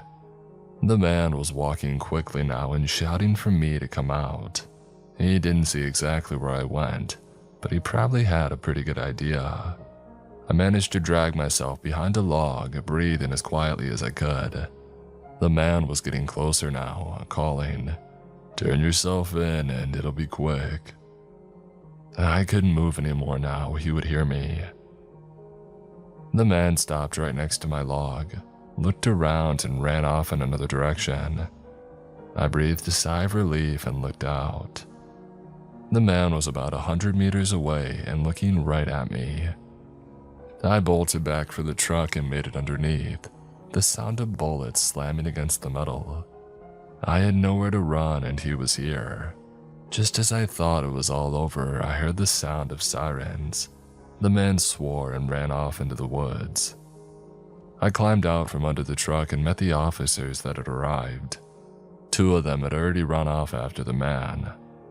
They asked me what had happened and took me back to the station for questioning. I answered all their questions and told them about the barn that I was being towed to. It was inspected and sealed off. When asking what they found, I was told that it was best I didn't know. I can only imagine what would have happened to me if I had stayed in that truck. However, I do know one thing. That man is still on the loose, and I can only pity the poor soul who runs into him next. From a young age, I was told to never talk to strangers, and through my childhood, I never did. However, in adult life, things change, and there's more of a reason to talk with people you don't know, especially when you're lonely. When I became a truck driver, the long and empty roads got the better of me, and I'd start giving lifts to hitchhikers who were going to the same place that I was. It was the perfect solution for my loneliness, and often I would become friends with the people that I gave lifts to. My job was absolutely perfect until that one November night. I had dropped off my cargo at the designated warehouse and was on my way back to the depot. It was going to be a long drive through the night. A few hours into the drive, I saw a man at the side of the road, with a black bag and a plaque reading the exact same place that I was going. Usually past a certain time, I would ignore it and continue my journey. But something about this man made me feel like I owed it to him and I could do with some company on the journey anyway. I pulled over, opened my window, and asked him where he was going, even though I had already read the sign. He just pointed at his plaque and looked up at me. Something about him made me uneasy, but it was too late now, and I told him to hop on in. This was a huge mistake. The man climbed in and sat in the passenger seat. He was dressed completely in black, with a silver chain spilling out of the top pocket of his overcoat. At first, I was hesitant, and then I got myself together and shook his hand. It was cold, very cold. Not the kind of cold when it's been chilly outside, but the kind when somebody has a fever. A wet, clammy, unnatural cold. I looked at his face and he looked like he was in his late 50s, with a gray beard and harsh eyes that put you in your place. I cleared my throat and introduced myself. He sent back a rough mumble that didn't sound like a name. All I said was, "Pleased to meet you," and I got back onto the road. I decided it best not to try and talk too much to the man unless he had talked first. He didn't look like the kind of guy that you would want to say the wrong thing to. After a couple of minutes, I began to notice how he was constantly rummaging inside his bag. It was making a rather unnerving clinking sound of metal hitting other metal. After around an hour of driving, the man had not stopped rummaging inside the bag. I had also noticed that he had been staring at me for some time, which was creeping me out massively. It really made my skin crawl. On most occasions, if I have a passenger that doesn't really want to talk, I would put the radio on, but mine had stopped working last week and I still needed to get it fixed. In an effort to stop him from staring at me, I asked him, "Hey man, what's in the bag?" I immediately regretted it. He looked right at me and said in a raspy voice, "Mind your own business." I was slightly shocked by this and tried to pass it off as a bit of a sarcastic joke, although I knew for sure that it wasn't. Throughout the journey, the rummaging got louder and louder and he started making stranger noises in an extremely low tone. I was so unsettled that I began thinking of what to do. I couldn't go another 3 hours with this man in my truck. He was now clanging whatever was in his bag very hard. He then stopped and started scraping what sounded like a knife against something else. I had had enough and I pulled into the side of the street. I didn't want to confront this guy, but I asked him once more, "What's in the bag?" And once again he responded with, "Mind your own business." I nodded and said that we had a puncture on the back tire and asked him if he would mind checking it out while I got the repair kit. He looked at me with a look of complete hatred and then got out of the truck and went around back. I put my foot on the gas and drove. I saw him in my taillights staring after me with what looked like a smile spreading across his face. His hands looked like they were covered in blood, and I can still see that image every time I close my eyes. I made it back to the depot trying desperately to forget the man, and then I realized that he had left his bag. Obviously, I couldn't help but look in it, but I wish that I hadn't. The bag was full of different metal objects, all of them looking like some kind of torture device, from knives and shackles to ropes and bars, and I then realized they were all covered in blood. I don't know why I didn't turn the bag into the police, but I thought that because it had my fingerprints on it, it would not end well for me. I took the bag home and did some more searching through it, and to my horror, at the bottom of the bag was a picture of my truck, a picture of my registration, and a picture of me holding the bag. I could hardly sleep, but in the end I managed to get a few hours. I definitely couldn't go to the police now. It looked like the bag belonged to me, but I decided that I had to. I put the bag in a box and was about to walk out the door when I noticed something. The picture of me holding the bag was nailed into the door with a note attached. All it read was, "Mind your own business." I've been a truck driver for some time now, and I've experienced many things on the road. Some have stayed with me for years, while some will probably stay with me forever. One of these experiences will for sure stay with me until the day that I die. I had been placed on a very long journey, taking a load 10 hours cross-country. There was nothing but dreadful music on the radio, and I was beginning to get tired. It had gotten dark some time ago, and it was now extremely late. I decided to call in for the night at the next motel that I came across. I didn't even care if it was a bad one. I now really wish that I had. I pulled up and looked around. The place looked awful. The paint was peeling off the walls and the windows were dirty, and there were multiple letters missing from the sign. The strangest part was that there were no cars in the parking lot. On any other occasion, I would have taken that as a strong warning to stay away, but I had been driving all day and did not have the energy to get back in the truck and drive somewhere else. I went over to the reception and nobody was there. I rang the bell and still no one came. I waited a few more minutes, repeatedly ringing the bell. Annoyed, I turned around and began to walk away, but then I heard a voice. I looked around to see an elderly man with very few teeth grinning at me wildly. He welcomed me to the motel and asked me if he could be of any assistance. I told him that I needed a room for the night and that I would like a room with a view of my truck. He fumbled around for a bit and then threw me a key with the room number on it. I paid him up front because I'd be setting off early in the morning. As I was walking up the stairs, I heard him say in a muffled tone, "You have a great night's sleep." And then he chuckled to himself quietly. This should have creeped me out, but by this point, I was far too exhausted to care. The first thing I noticed when I entered my room was that it was not facing my truck, like I had asked. Instead, just the dumpsters on the other side of the building. The bed was comfy and the room was big, but I couldn't help but feel that something wasn't right. There were stains on the carpet, dark stains. The walls were covered in marks and there was something in a plastic bin bag in the bath. I couldn't tell what it was, but it was big. I lifted the top to see in and I almost was sick. Inside was the head of a pig, not nicely severed like a butcher would do, but a deep and rough cut. This was absolutely disgusting, but as the walls were crawling with cockroaches anyway, I decided it best not to use the shower or the bath and I drew the curtain across. I tried to forget about what I had just seen. Even after that, I decided to still stay for the night and try to fall asleep. Yeah, I'm not the brightest.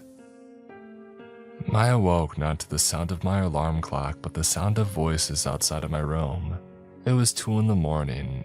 Who would be out of bed at that time? I assumed it was another guest and I tried to get back to sleep. But before I could, I heard the unmistakable sound of a key in the lock. I flew out of bed and into the bathroom and immediately hid in the tub, trying to ignore the pig's head that lay next to me. The curtain was drawn across, but I could see a small amount from a moth-eaten hole in it. I heard the door swing open and the sound of footsteps as somebody entered the room. I peeked through the hole to see a man in a ski mask walk over to my bed. He had something in his hand. The man threw off the covers and cursed. I then heard the voice of the man from the reception whisper, "What's wrong?" The man in the ski mask responded, "He's not here. Must have left earlier than we thought he would." I then saw the man start leaving and a huge amount of relief washed over me. But he paused, turned around and walked straight into the bathroom. I felt like my heart had stopped beating. I tried to flatten myself into the bottom of the tub, although I knew it wouldn't do much good. He stood there for a good few minutes. I then heard the man cough, spit something into the sink and leave. When I was sure that they were actually gone, I got out, grabbed my bag and left. I used the emergency exit at the side of the building. I ran around to my truck, got in, started the engine and drove off. As I was leaving, I saw somebody in the window staring at me, grinning that nasty, toothless grin. I didn't look back and I got out of there. I had driven nearly 20 miles when I was pulled over by a highway patrolman. He asked me if I was aware that my back doors were hanging open. I told him no when I went out to check it.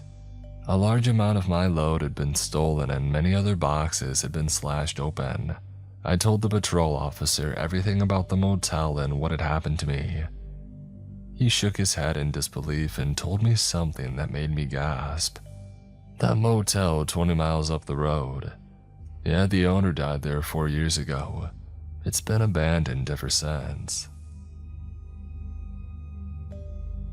As a trucker, I travel a lot, travel into places I wish that I hadn't been.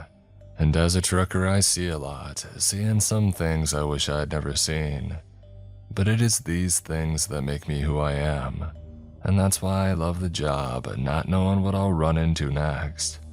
However, unknowing means you cannot foreplan how you will act in certain situations, and I do not make the right choices in certain situations. At all. I was in the UK a while back, taking a load up to the north of England. It was dark with a few stars in the sky. I couldn't quite focus on the road for some reason and I kept fiddling with the radio. A few minutes passed me doing this. I looked up and caught it right in my headlights. Sprawled out on the ground was a body and it wasn't moving. I pulled the truck to the side of the road and climbed out. I approached the body slowly and I cautiously asked, "Are you okay, sir?" No reply. I walked over about to take his pulse, but then I realized there was no need. Blood was oozing out from underneath him, an obvious stab wound. It was clear to see that the man was dead and I knew that I had to call the police. I dialed 999 and explained to them what I had found. They said that they would send somebody out to me and to stay put. A few moments later, I heard a voice shouting and the sound of footsteps, fast footsteps hitting the floor hard. I could make out the silhouettes of 2 men, one carrying a bag, and I knew exactly what that was for. I sprinted back to my truck and clambered in, heart pounding. How could this be happening to me? That was the question thumping inside my head. The man had made it to the body now, one chucking the bag onto it and then running for his car. I hadn't seen them parked on the other side of the road. The second man ran over to my truck and started trying to climb up. I opened the door powerfully on his face. He cried out in agony and fell backwards. I did the only thing that I could think to do. Drive. I slammed my foot on the accelerator and got out of there as quickly as I could, relieved that I had gotten away in time.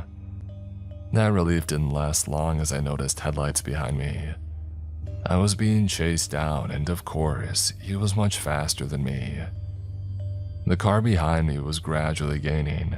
I knew that I couldn't outrun him, but I could sure outsize him. I waited until he was right on my tail and then crushed the brake. I was flung forward into my seat. By the time that I had recovered, he was gone. I didn't know where or how I hadn't hit him. I saw a turning a few yards to the left and could only assume that he had taken that. I put my foot down once again. I wanted to make sure that the other man did not catch up either. I had been speeding along for a good 5 minutes when I noticed something in the middle of the road ahead. It was two cars that I recognized. It was the men, and they had formed some kind of roadblock. 1,000 thoughts were spinning around in my head. Had I really stumbled across something that serious that these people needed me dead? Why would they not just attempt to get away? What do I do now? Earlier, I talked about how in certain situations I make the wrong choices. Well, now was one of these times. I plowed straight through the block and didn't stop. The cops arrived at the scene and questioned me on what happened and how two cars ended up lying wrecked in the middle of the road. I told them what I had done. One man had been hospitalized and the other had escaped on foot. Detectives found fresh tire marks nearby and decided that the man had gotten away by car. It turned out that the men were gang leaders. The two of them had killed the man that I found on the side of the road, who was also identified as the leader of an enemy gang. I still cursed myself that the other man got away. For some reason, I could never shake the feeling that somehow I'll be seeing him again. The mind is a delicate vessel. Feed it too much and it collapses. Feed it too little and it dissolves.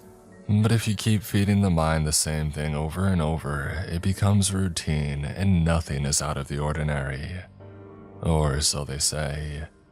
Over the course of my trucking career, I've seen all manner of terrifying things more than any one person should be subjected to.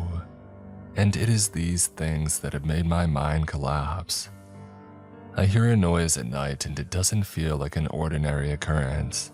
Instead, it petrifies me. All the terrible things that I've experienced come rushing back to me, and all it would take is a snap of a twig behind me in the forest. My experiences have made me paranoid, but it is this very paranoia that saved my life. I had been driving for what seemed like days, endlessly moving forward along road after road after road, my eyes fixated on the ground in front of me. I was starving, I needed a break, and my Radiohead playlist was coming to an end. I pulled up to a petrol station and filled up the rig. I paid and moved it to a parking lot on the other side of the station. The parking lot was nearly deserted, but a few cars were scattered around here and there. I didn't like the feel of the place. Something about it made me shiver. I shrugged it off and went into the station for a coffee and a bite to eat. I returned to my truck an hour or so later and got in. I had driven a good few miles when I heard a tapping. I slowed my truck down and observed the road around me. There were no other cars, and where did that noise come from? I carried on driving, and after a while I heard it again, even louder this time. What was going on? By now I was incredibly confused, but continued driving nevertheless. After 20 minutes I heard repeated tapping. This time I knew exactly where it came from. It was from inside the truck. If I wasn't so paranoid all the time, I would have passed it off as something in the mechanics making the sound. But I knew I couldn't just assume that. I stopped it at the side of the road and got out. I walked around to the back, and the first thing I noticed was that the clamp had been busted off and that the doors had been tampered with. I was puzzled and opened them up. Inside, everything was as it should be, nobody inside and no boxes moved. It all looked to be okay. I reattached the clamp and got back in. I knew that something human had broken the lock. Maybe they broke it but couldn't figure out how to get the doors open. While this was unsettling, at least I knew nothing was in there. I drove back off into the night. I drove for hours more when eventually I suddenly felt a great uneasy feeling in my stomach. Something was in the back, I just knew it. I stopped the truck, got my gun out of the glove box and marched around. I undid the clamp and flung open the doors, my gun raised. Inside again, I saw nothing. I couldn't believe it. I knew that something was in there. I lowered my gun and was ready to walk away when I saw something shift. Somebody was climbing out from behind some boxes and standing up. The dark figure stood at the other end of the truck. I shot at him and missed. I shot again and again without hitting whoever it was. The thing started walking towards me fast. It had nearly reached me and I pulled the trigger, but my gun clicked empty. I threw it onto the ground and hurled the door shut, feeling pressure put against them on the other side. I managed to clip the bolt in and immediately called the police. They were with me quickly and I explained the situation. One officer opened the doors while the other covered him. Both of them entered the truck and began to look behind the boxes. A few minutes later, they got out and told me that they didn't find anyone, but they did find one thing. A carving of a body with a slit throat had been etched into one of the boxes at the back, and the knife was still stuck in. It was tested for fingerprints, but none were found. A few weeks later, I was driving along when I heard the tapping once again. I couldn't bring myself to look in the back. I just told myself that it was my mind playing tricks on me. I pray to God I was right. I have not been posting lately as I was off on a haul for a while. While on that, something happened to me, something awful. I can hardly close my eyes anymore without worrying something from my past will come back to get me. What happened to me on my most recent haul has darkened my past even more. While my mind tries to repress these things, it also tries to convince me that they are not over, and whoever has troubled me is coming back. I was taking my cargo through the mountains. No service on my phone, no reception on the radio, just the sound of nothing. It had been like this for miles, just me, my truck, and the road ahead. It was very refreshing. Exactly what I needed after the trauma of my past years. I noticed the time and sped up. I wanted to be out of the mountains before dark, but at this rate, it wasn't looking likely. So time went on and I really had to go to the bathroom. I pulled up and got out. I was finishing up when I noticed something in the not so far distance. And this was the first time that I saw it. A creature resembling a man, a large man. I was about to call out when I realized that something was wrong with his face. I slowly came to the realization that this wasn't a man at all. The shocking thing was it wasn't any animal that I had seen before either. It stared straight at me. The 2-hour silence was finally broken by the loud cracking of twigs as this thing charged straight at me. I sprinted back to the van and got in.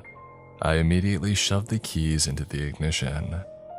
My peaceful trance had been snapped. I slammed down the accelerator, something that I had to do way too much these days.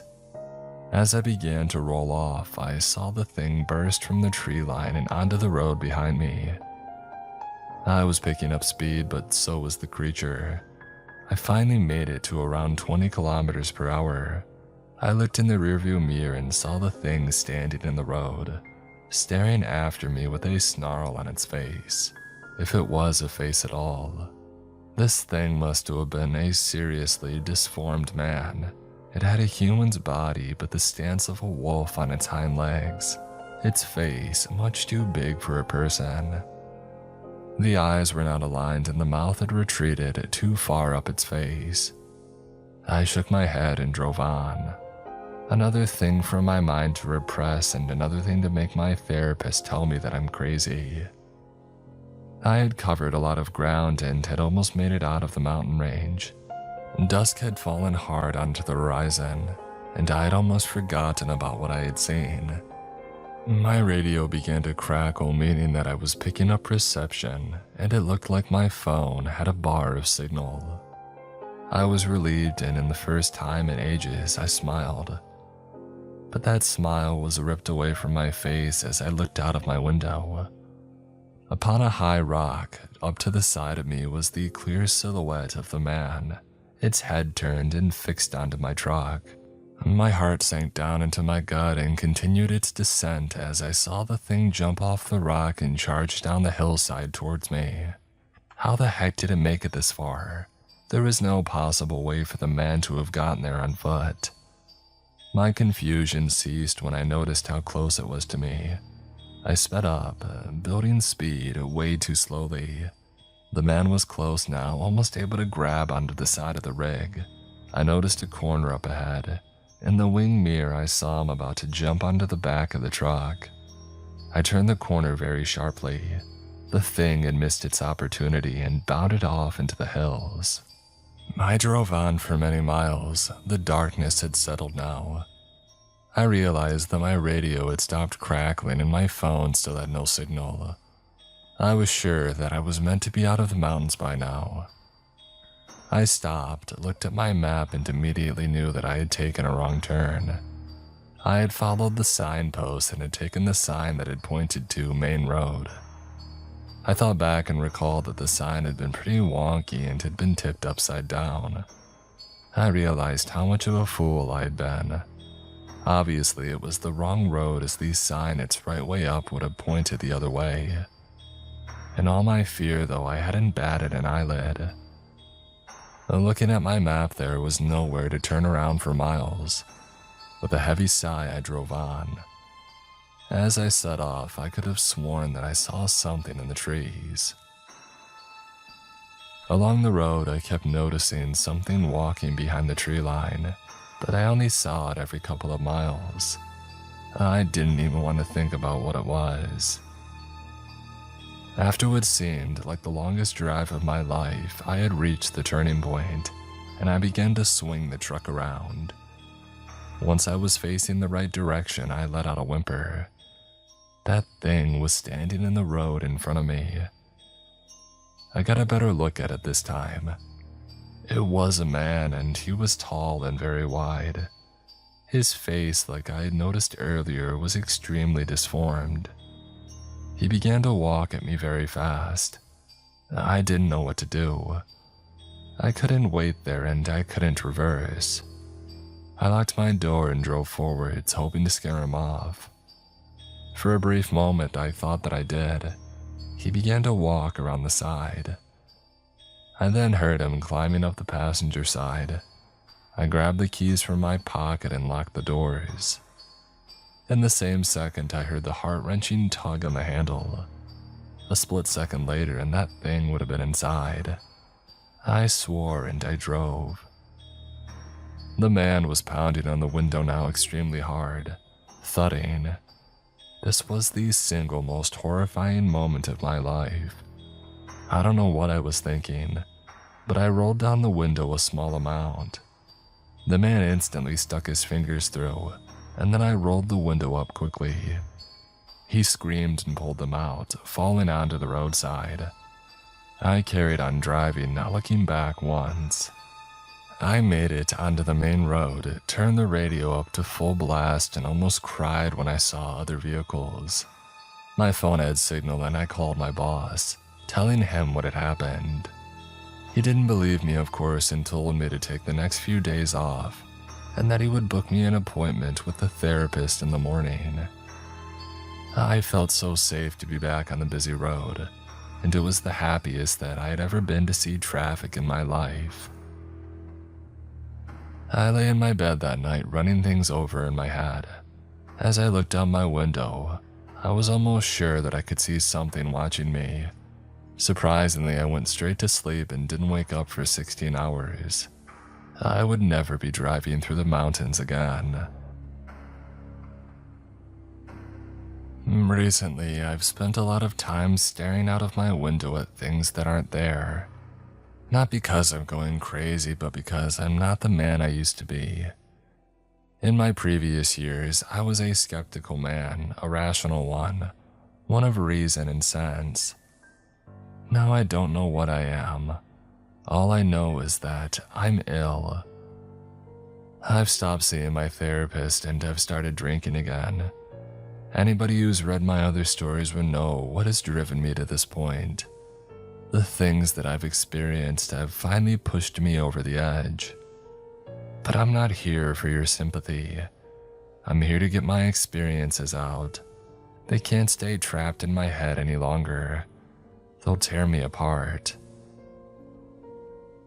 I've told many of my stories from across my trucking career. Some make perfect sense when I run them back through my head, but some will forever remain a mystery. And this is one of those stories.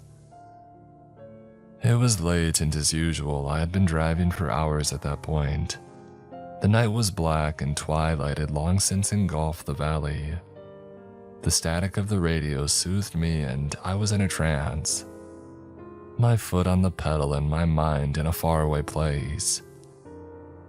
I had been in this hypnotic state for the last 100 miles, fixated on the endless abyss that was the road in front of me. Suddenly I snapped. Somebody was stood in the road ahead. I wanted to stop. I wanted to slam my foot down onto the brakes, but I couldn't. It wouldn't move. I watched in horror as I plowed straight on through it. I waited for the sickening crunch of bone hitting metal, but it never came. Nothing followed the collision. No sound, no slam, no screams. Just the shock and confusion of what had happened. I didn't look back, just drove on into the night. Hours later, I had to pull up. I just couldn't do it. I couldn't drive any longer. My eyelids were extremely heavy, and it was no longer safe for me to continue on the road. I pulled out the bed and I went straight to sleep. I had awful nightmares of silence and disease. I was alone on a mountain range, a roar echoing down it like an avalanche. The ground shaking, a raging tapping boomed from above as the sky turned from blue into a dark shade of red, as if blood had spilled out across the heavens. That tapping grew louder, a thumping now, crashing and banging like the sounds of war. I woke. The tapping wasn't in my head. It was coming from outside of my truck. This was the most angry sound that I had ever heard, the noise of pure rage. I swept up my gun quickly and crawled up to the window. Outside stood a figure staring back at me. I could only make out his outline, no features, but he was tall, incredibly tall, and he took the stance of a wilted plant. I held my gun up to the window and hit back the hammer and I aimed it at him. He seemed to dissolve into the blackness, fading into the void of the night. I got back into the driver's seat and drove until I could see the light of day. Dawn finally slithered into the sky and I was peaceful. I made it to a fuel station and got out. Almost crying, I filled up and I paid. I didn't understand what had happened in the night. I didn't understand why it was me that had to face these things of such evil. I stood facing the side of my truck. I whimpered. Etched onto the side of my truck was 4 words. You will never rest.